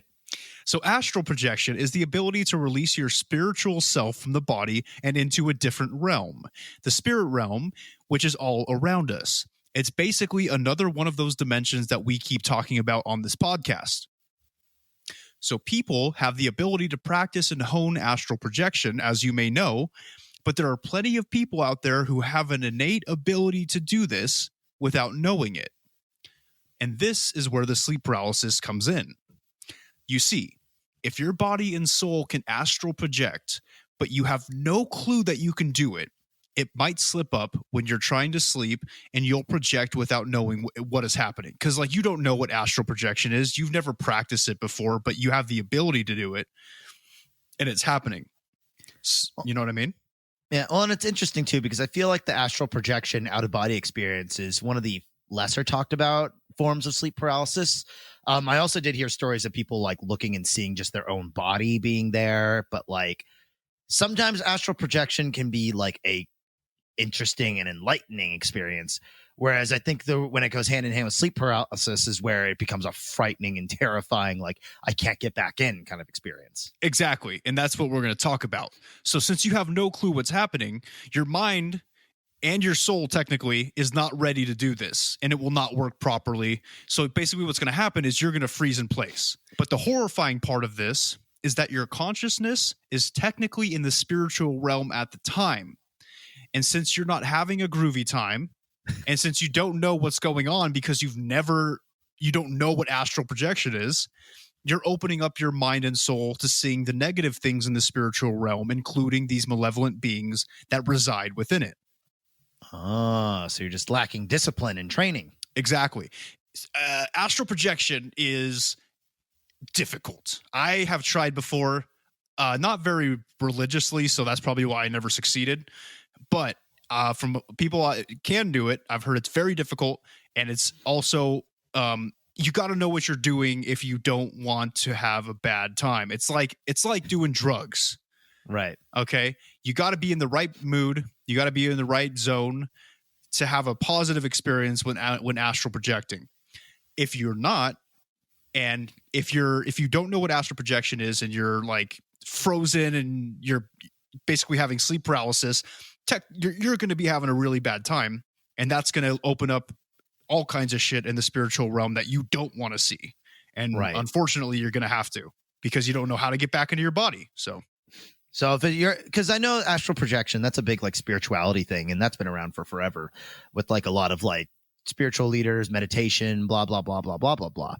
So when you are controlled and able to astral project, it's a sort of like I said, it can be a very like enlightening and great experience.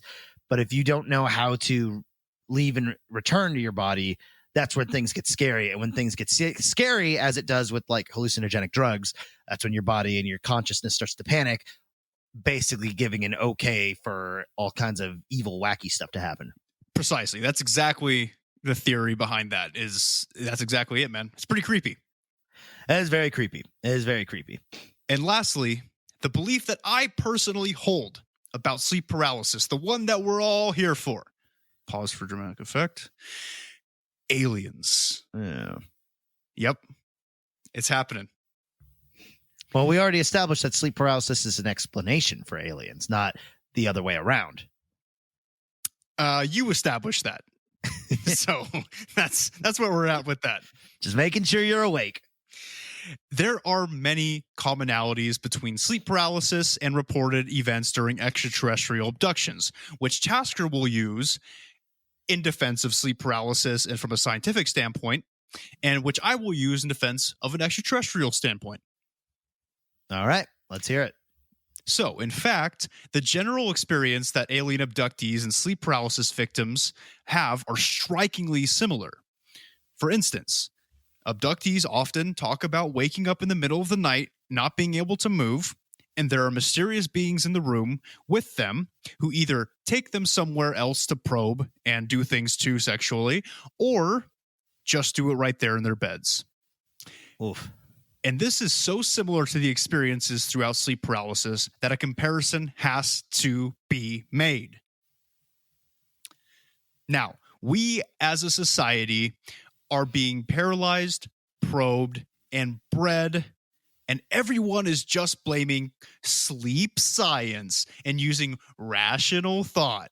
Oh, there's no way that aliens could be coming into your bedrooms and fucking you and taking sperm samples and choking you just to see what'll happen because you're like technically just like a lab rat to them. No, it's because of some dumb things happening in your brain because our human brains are dumb and we're just a bunch of monkeys who decided to make things called beds to sleep in. You know what this is? This is a classic example of, oh, it doesn't make sense to me, therefore it must be aliens. Oh, this is something in the realm of theoretical science, so therefore it must be supernatural. Oh, people didn't understand how the planet worked, and that's why fucking we invented the Greek gods and goddesses. And then science figured it out, and now generally those are known to be mythology. We're studying it. Okay, first let me rebuttal the whole gods and goddesses thing. Okay. So you're telling me, yeah, these spiritually enlightened people from the past who created pantheons, well, I shouldn't say created, they observed, right? They observed things happening in the world, right? Some of them knew that this wasn't just an act of the world, but it was an act of an otherworldly being or something like that, right? So in that case, when science starts walking along and it's like, oh, that's not a god, that's this, that's photosynthesis, that's fucking the tides, that's blah, blah, blah, all this dumb stuff that they started trying to explain. What if they're just explaining the actions that are still being caused by gods and goddesses or aliens? Well, and that's the beauty of science, is that it continues on forever. Like it's quite literally impossible to explain infinity because it's infinity, but hell, that's not going to stop you from trying. So why keep living in the dark and doing stuff like science is not sexy up until it fucking cured polio, you know? I don't want to be that guy. All right. I don't want to be that guy who defends polio, but look, there are diseases in this world that are meant to take out the weaker people. And technically that's what they're supposed to do. Right? Is that what Corona is? maybe. But no, look, because you think it's a bioweapon. That's what you. look, I do think it's a bioweapon, but if it was a natural virus that came from a wet market in China, all right, because people decided that eating bats was better than going to fucking McDonald's. Thanks, by the way. Then okay, I'm not going to defend polio. Look, we're getting off topic. I'm just saying that, look, maybe it had to happen. I don't know. And the fact that we cured it is these scientists are curing these diseases so we can all live longer. Our population's exploding. We're not going to have food for people pretty soon. I'm thinking Thanos had some pretty good ideas, dude. I'm thinking we have to just snap and get like half the people gone. I don't know. It's free. Okay, but let's move on. All right. All I'm saying is that I don't trust scientists because you said it yourself. Science keeps going. It never really proves anything. I don't have proof. So you're saying some haphazard, slapped together, uneducated explanation is more trustworthy, especially when making a dramatic decision such as having the Earth's entire population. But your source is, trust me, bro. Actually, yeah. Because look, my third eye's open. I doubt the scientists are. All right. The scientists, like I said earlier, they're getting paid. They're getting funded to do these things. And they're getting money. And as long as they're getting money, it's just like in the nutrition industry, man. Look, okay, I'm sorry to get mad at the scientists. Those fucking nerds, dude. Like your brother. Your brother's a traitor to society, right? He went to school for astrophysics, right? I think it might have been a more general physics, but that was definitely his like interest. Okay. That's why. Like, dude, he is going to doom the Earth. He's going to work for NASA. NASA, dude, is run by the Russians. All right. I don't think that's the case. It's true. NASA is run by Then why'd they put the American flag on the moon? It's all a show. Literally all of it is a show. So the second that you start believing all this, look, America, hell yeah, our flag's up on the moon over there, is the second you have fallen for the scientist trap, closing your third eye, telling you aliens aren't real, trying to blame alien abductions on something called sleep paralysis, which is due to like sleep cycles. There's no such thing as sleep cycles. That doesn't make any goddamn sense. When you're asleep, you're asleep, and when you're awake, you're awake. It's simple. It's simple. There's not these different cycles. Your body doesn't have like a clock inside of it that's like, okay, it's been an hour and 30 minutes. I am now going to switch to a non-rapid eye movement cycle now. And you're like, oh, boom, I switched over. No, there's no way, dude. Scientists are telling you it's true. That's because they don't want you to know that little gray aliens are probing your butthole, because that's their job. The government's also working with the grays, so it makes sense that they're going to be just fucking in cahoots together. So sleep paralysis happens to 1 in 10 of humans. That's a fucking lot. You're meaning to say that gray aliens have mobilized enough force out there to sleep paralyze 1 in 10 Americans, which are not even Americans, humans in general. I'm sorry, I've been watching a lot of debates in politics lately, but like, that's completely absurd. It's not absurd. And it's not just the grays. That's the thing. It's multiple. Dude, there are multiple species of aliens out there who are taking advantage of us as dumb monkeys. And what does that do for them? They just scare us and then they just laugh and jerk each other off afterwards with their dick pockets? We've talked about this stuff before, dude. There's multiple reasons. One of them being scientific discovery. Because technically, dude, you and I, yes, we are speaking a language right now, but compared to extraterrestrial beings looking at us, we are lab rats. We are dumb animals who communicate very primitively. We are primitive and we are being tested on. Also, for some reason, they like our resilience, so they use us to breed with, specifically the grays. They really dig that. So they're getting cum samples from us all the time. And the reptilians, they're already here, but there's also other reptilians. There's indigenous reptilians, and then there's the Dracos that are out there, and the Dracos come here and get us as like, okay. This is dumb. This is just No, dumb. it's true. Now you're just raving like a complete lunatic. Oh, what do you want me to say? I'm trying to defend myself here. When you start coming at me with your goddamn white lab coat science and your funded NASA programs and your funded sleep study programs, why would you study sleep? That's the dumbest thing I've ever heard. They're doing it to put on a show. All right. Truth is generally stranger than fiction.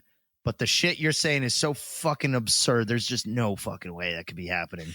I believe that what I'm saying is 100% true. And there are thousands of people out there who would say the same thing. They know what they saw when they were having their quote unquote sleep paralysis. They know what they saw, right? It wasn't, guess what? It wasn't a hallucination.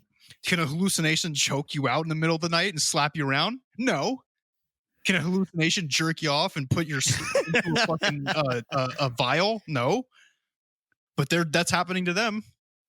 Right. Now, if you want my rebuttal, listener, just rewind about 45 minutes back. And you'll find that you'll have all the points that you'll need.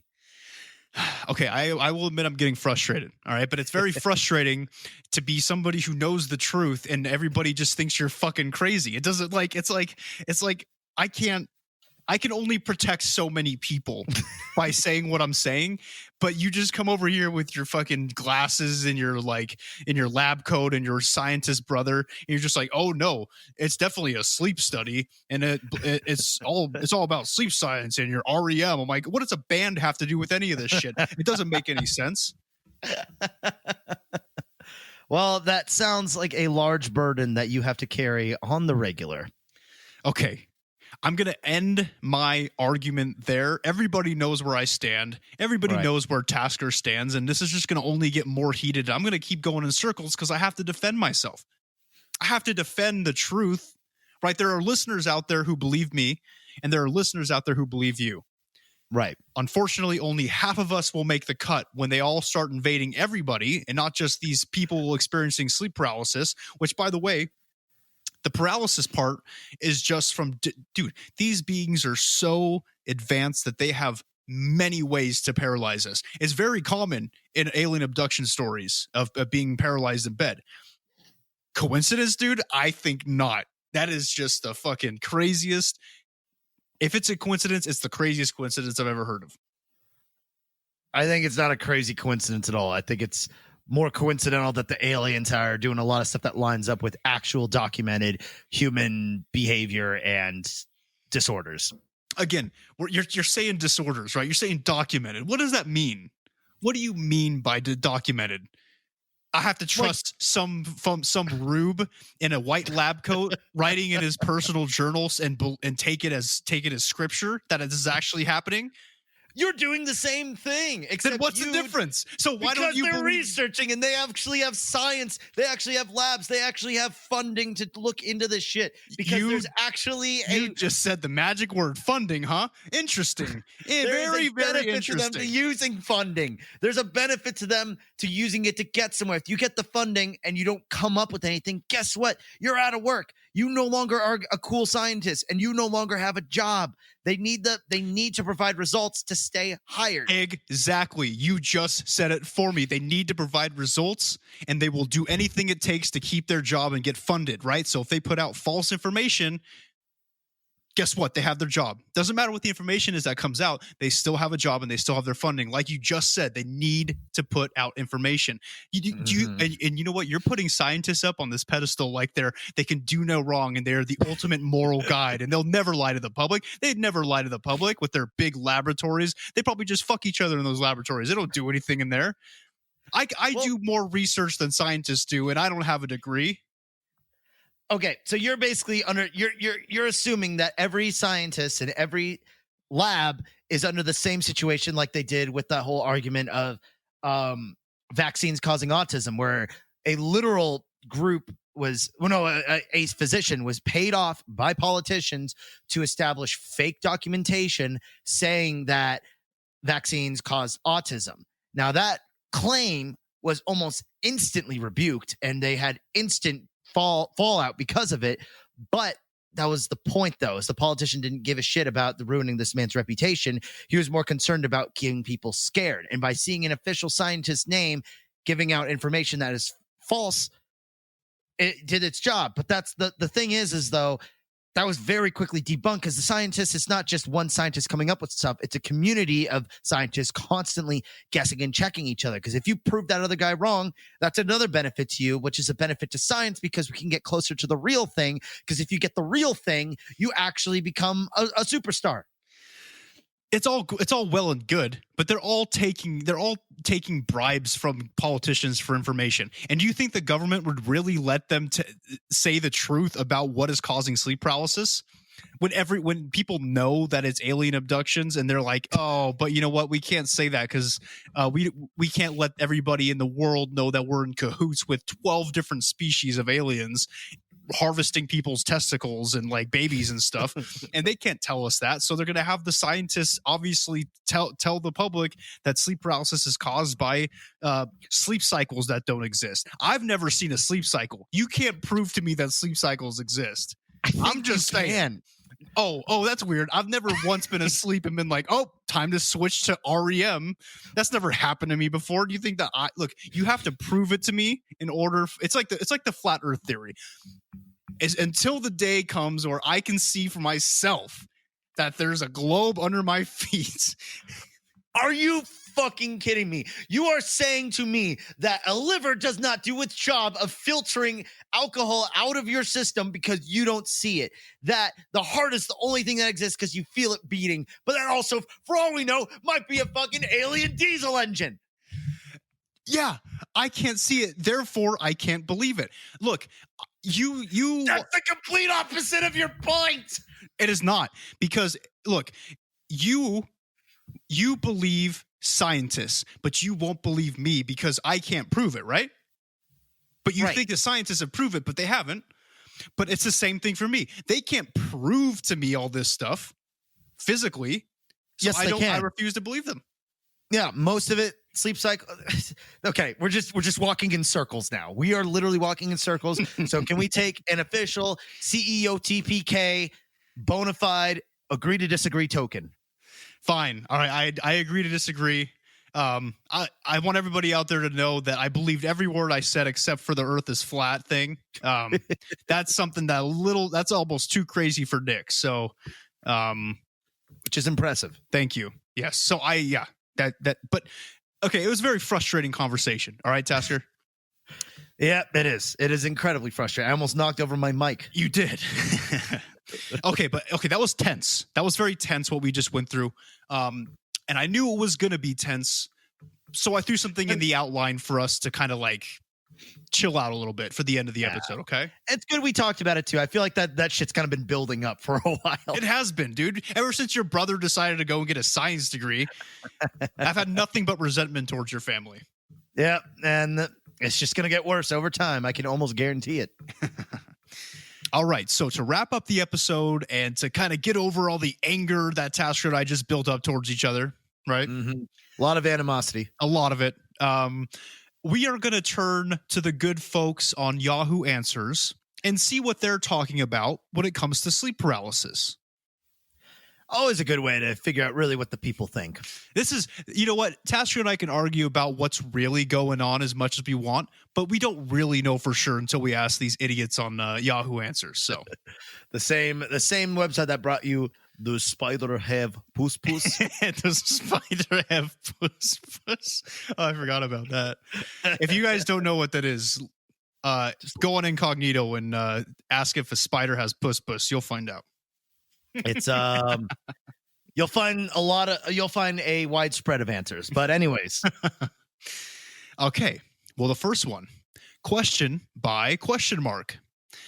Sleep paralysis experience. Scary. Help, please? ? Great start. It all started when I was a kid. When I was around 8 years old, I'm 17 now. It's usually a dream at the start. It turns out to be a nightmare in reality. Next, I wake up. I can't move, can't see. All I feel is a presence or something touching me. I feel a tingling sensation close to my legs and hear something weird noises. This grammar's great. Keep in mind, we're doing this verbatim, exactly as it's written. Yeah. I try screaming, but I can't. I also feel as if I'm getting lifted up and everything feels like it's spinning. This is the first day. The next part is worst. I bet it is. But one day, while having another sleeping paralysis experience, the same exact thing happened to me for a second. But the weird thing is, I saw my body from a bird's eye view. I saw me laying in a bed, my room, everything was exactly like it was supposed to be. I was scared and everything was still spinning. I stayed there for a bit, then all of a sudden I gradually got closer to my body, then woke up. I was so scared after that. In another incident, I actually got to the state where I can slightly open my eyes and move my hands while I'm having the sleep paralysis. The sleep paralysis. Sleep paralysis. Also, this sleep paralysis thing or whatever, but they did the W/E. Fucking gotta abbreviate. It happens to me once or twice a month. Can anyone help me out? It was really scary experience. Jesus. Wow. Do you want to read the answer? Okay, yes. Answer by username Truth Seeker. I think it is a higher experience than a sleep paralysis. You are an advanced fellow, you believe it or not. In spirituality, what you have seen is through your astral body. It is just like the death experience. To see your own body separate from you is really great. I have also that. I think all your experiences are connected to that. I am not sure, for I don't get more data. Thank you. May God bless you. A robot wrote that. I know. It's like what you do when you have like a you speak into the microphone and it just like assumes what you're saying and types it out for you and just fucks it up. Dude, he tried doing that with Siri and she just totally fucked it up. God, I fucking hate Siri. I'd never use her. Yeah. Except on cars, which is, as you've noted to me, it's very obvious when I use Siri. No, I mean, actually, I saw that you used it today to text me back, and it seemed perfectly fine. Maybe I think she's getting better.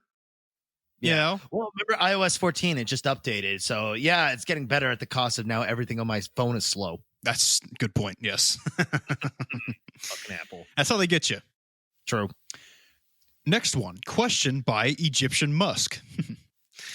Atheists, have you ever experienced sleep paralysis? Answer. You want to do the answer? Yeah. Do sure. the answer. This one's good. Answer by username Stacy Smith. Yes, but I noticed I have them more if I sleep in a dark room and I'm really stressed. If this question is by a believer in God, I love that Satan possessed me in my sleep, slappy face. That's so weird, dude. And that wasn't an exaggeration. There is 1, 2, 3, 4, 5 ha's in there. So I love the little laughing face she puts at the end of it too. It's like you're not really sure if she's serious or not. Exactly. Oh my God. All right. Another one. A question by Catherine. Good old Catherine. Good old Catherine. Sleep paralysis become really scary? Dude, it's like these people are 5. They might be. I only seem to get it in the morning in that stage between sleeping and waking up where I drift in and out. It used to be really normal where my body would just lock up and I couldn't move. However, this time I felt the electric shocks going through my body, and it was like 100 people grabbed me and pulled me under the sheets. I also sometimes feel like I'm having a seizure. Well, I might have answered your own question. Dumb. I don't hallucinate yet, which is good, but I always go into a really scary dream. It's only really started happening after I've tried to lucid dream. What can I do to fix this? Oh boy. And here's a great answer for you guys. By Trekkie706. In a word, cry out to God for your salvation. Satan is attacking you, and unless you repent of your sins and accept God's Son Jesus as your Lord and Savior, it will continue to happen. God loves you intensely, and great things in store for you, which will happen this generation. It's a wide window. We are in the last days. Don't drag your feet. All hell is about to break out. Things that only God knows about and can see. He tells his prophets and watchmen some things he tells me. Jesus is cool. He visited me in a dream. He visited me in a dream in 1981 and smiled at me. Love flowed out from him. It was intense. I also felt a more intense love when I was awake when in church. Singing a praise song. He got me the job that I will be with for one next month.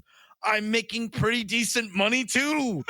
He has changed me into a better, more peaceful person. Time is short. Read John 3:16 through 18. Holy shit, dude.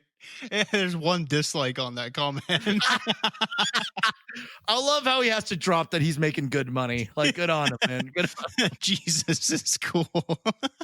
like he's talking all this fire and brimstone, and then he throws that in there like he's a fucking youth pasture. Now that could be a t-shirt moment for us. Oh my God, that was great. I'm glad we're doing this section. And our final question about sleep paralysis from the depths of Yahoo Answers is by X. Mysterious. Very mysterious. And this question's mysterious too. Autism plus sleep paralysis? I thought you said like autism plus, like it's a premiere version of it. Well, I think if you have autism and sleep paralysis, that is a premiere version. One could say. That's hard. Right. That's hard mode. Yeah, that sucks. Okay. My friend sent me a link to an autism test, and I scored 40, and the highest score was 50. So they think I should do something about that. That's what we're afraid of. That's exactly what we're afraid of, to be in this guy's shoes. And then I told my friend about these sleep paralysis dreams that are becoming more and more common. They happen almost every night. He says I should see a therapist/doctor, but what should I do? Who am I supposed to see about this stuff anyways, a doctor or a therapist? To which Frank replies, for sleep paralysis, you should see a doctor. He doesn't even touch on the autism thing. It's so so avoidant. Oh man, that poor soul. Yeah. Wow. That was a roller coaster. This was a roller coaster of an episode. That was a long roller coaster of an episode. That was a fun one. But that's it, guys. That's it for sleep paralysis. Hopefully it wasn't too spooky. We tried throwing in little bits here and there for you, but look, all I'm gonna say is follow our instructions that we put in the episode, right? To prevent it, to make sure you don't get it, because if you guys are listening to this at night right now in bed, I don't want you to open your eyes from listening to the podcast when it's over and there's like a demon standing right above you, like licking his lips. So and if you're trying to sleep to this podcast and you've been awake till this point right now, man, I guess our podcast does not really help with sleep, huh? I don't think so. I think it's because we yell a lot and we're just like a lot of loud noises, and they're like, what the fuck was that? And they're just like, wake them up more than we lull them out. Yeah. So I do got to point out too, if you listen to this episode and you're like, that wasn't scary, that was dumb, my cousin Mikey had a much scarier story, send it to us. Yep. Send us your scary stories. We have a listener episode coming up where you can share your stories. If there was something that you felt wasn't really touched on in this episode and you have a better, more creepier thing, send it to us. We'll read it. If you have had a sleep paralysis experience and you're comfortable sharing it with us, please do so. If you want us to read it on our what we'll call Halloween Palooza Campfire Cummy Bot episode coming October 28th on Wednesday. So if you got a sleep paralysis story, send it our way if you're comfortable with it. Yeah, you don't even have to put your name on it. It can be anonymous. Like, just feel free. We want to make sure it's an open open environment for you. Yeah, and if you want to hear us giggle, use a dumb pen name and we'll laugh at it probably. Yeah, and we also, of course, have Discord too. If you don't want to reveal your email to us, just make up a pseudonym or whatever works for you. Exactly. But before we end the episode with our plugs, I do need to give you guys an update about Count Chocula real quick. Oh yeah. So I was at Walmart today, actually, because I was getting some stuff for the house, right? And this is out of California now, right? Totally 100% out of California. I am 10 hours away from California on a drive, right? I was in Walmart getting stuff for the house today. I walked down one of the food aisles. Lo and behold, a whole ass shipper of Count Chocula, Boo Berry, and Frankenberry. Now, and this is what's funny is because I a couple episodes ago, I remarked how I wasn't really taking it too seriously, but had a change of heart and started to really focus.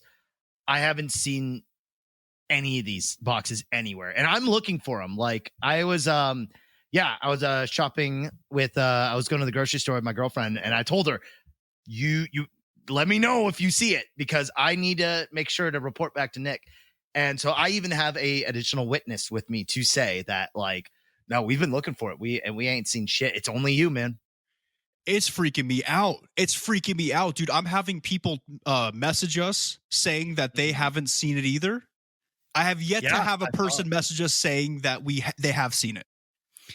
So it's honestly like it's freaking me out a little bit, because no matter what fucking state I'm in, apparently I'm the one that sees the Count Chocula. They're on to me, dude. I have a conspiracy right now. Okay, so long story short, I just got internet in my house yesterday morning, right? I just moved in, got internet. The internet guy came to set up my internet. He has a wire going from the side of my house to this thing out in the street. It's a fiber optic cable for the internet, but he can't bury it. Right. He said he couldn't bury it because there were some rocks in the way, and that a special request has to be put in for the burial. I seriously think that Count Chocula and his representatives are going to bug it before they bury it. And that's what the special request is for. At this point, I'm freaking out.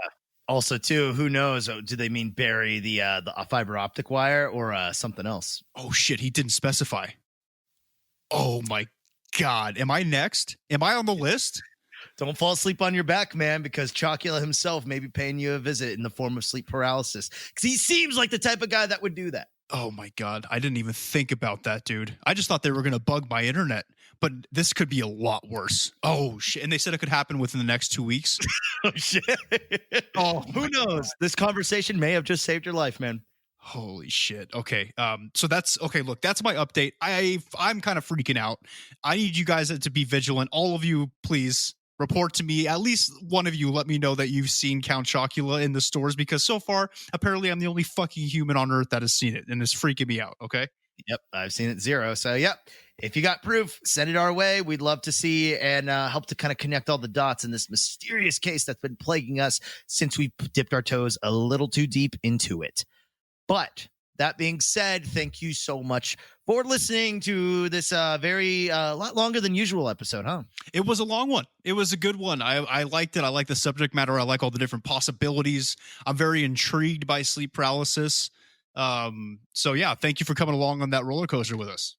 Yeah, absolutely. Like I said, if you guys have any naysaying or any sort of like, well, you guys failed to cover blank, blank, blank, let us know. We got a couple avenues open for you guys. So if you did enjoy this episode, we would love it if you could give us a 5-star rating and possibly a review on iTunes. Just help us to get a little bit more up on those charts. Spotify, you can give us a follow. We do have new episodes every Wednesday, which we've been sticking to. Instagram at CEOTPK, YouTube now, Close Encounters of the Podcast Kind. Got a little bit more of a fancier logo over there and stuff because we put a little bit more effort into it.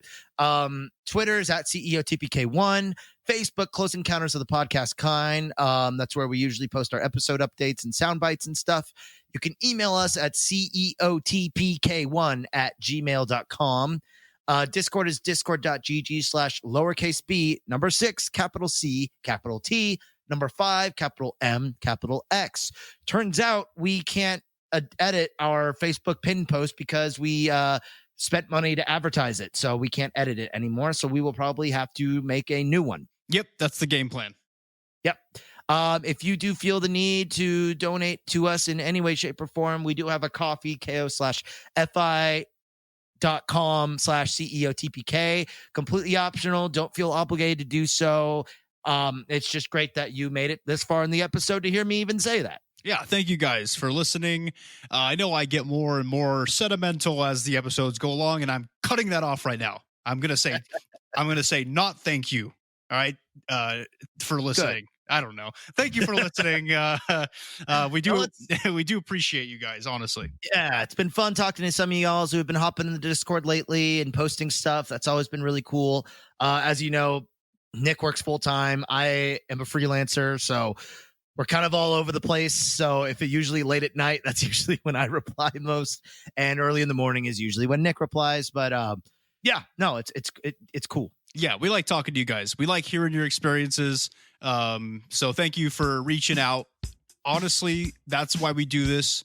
We do these episodes because we like to reach out to people who have similar interests, and we're just glad that some people are listening and actually liking what we're saying. So thanks. Thank you guys, and we'll be back again next week with more spooky spooks for the month of October. Woo! All right, guys. So look, whether you think that your brain is actually going through different sleep cycles at night, like a plebe, or you're being abducted by an alien and probed, just remember that the truth is somewhere out there. I mean, it's just, the argument's pretty simple here. I mean, sleep is nothing new. It's been studied for centuries. I mean, it's kind of obvious it's not. Oh. You just nut Yeah. on air. Yeah.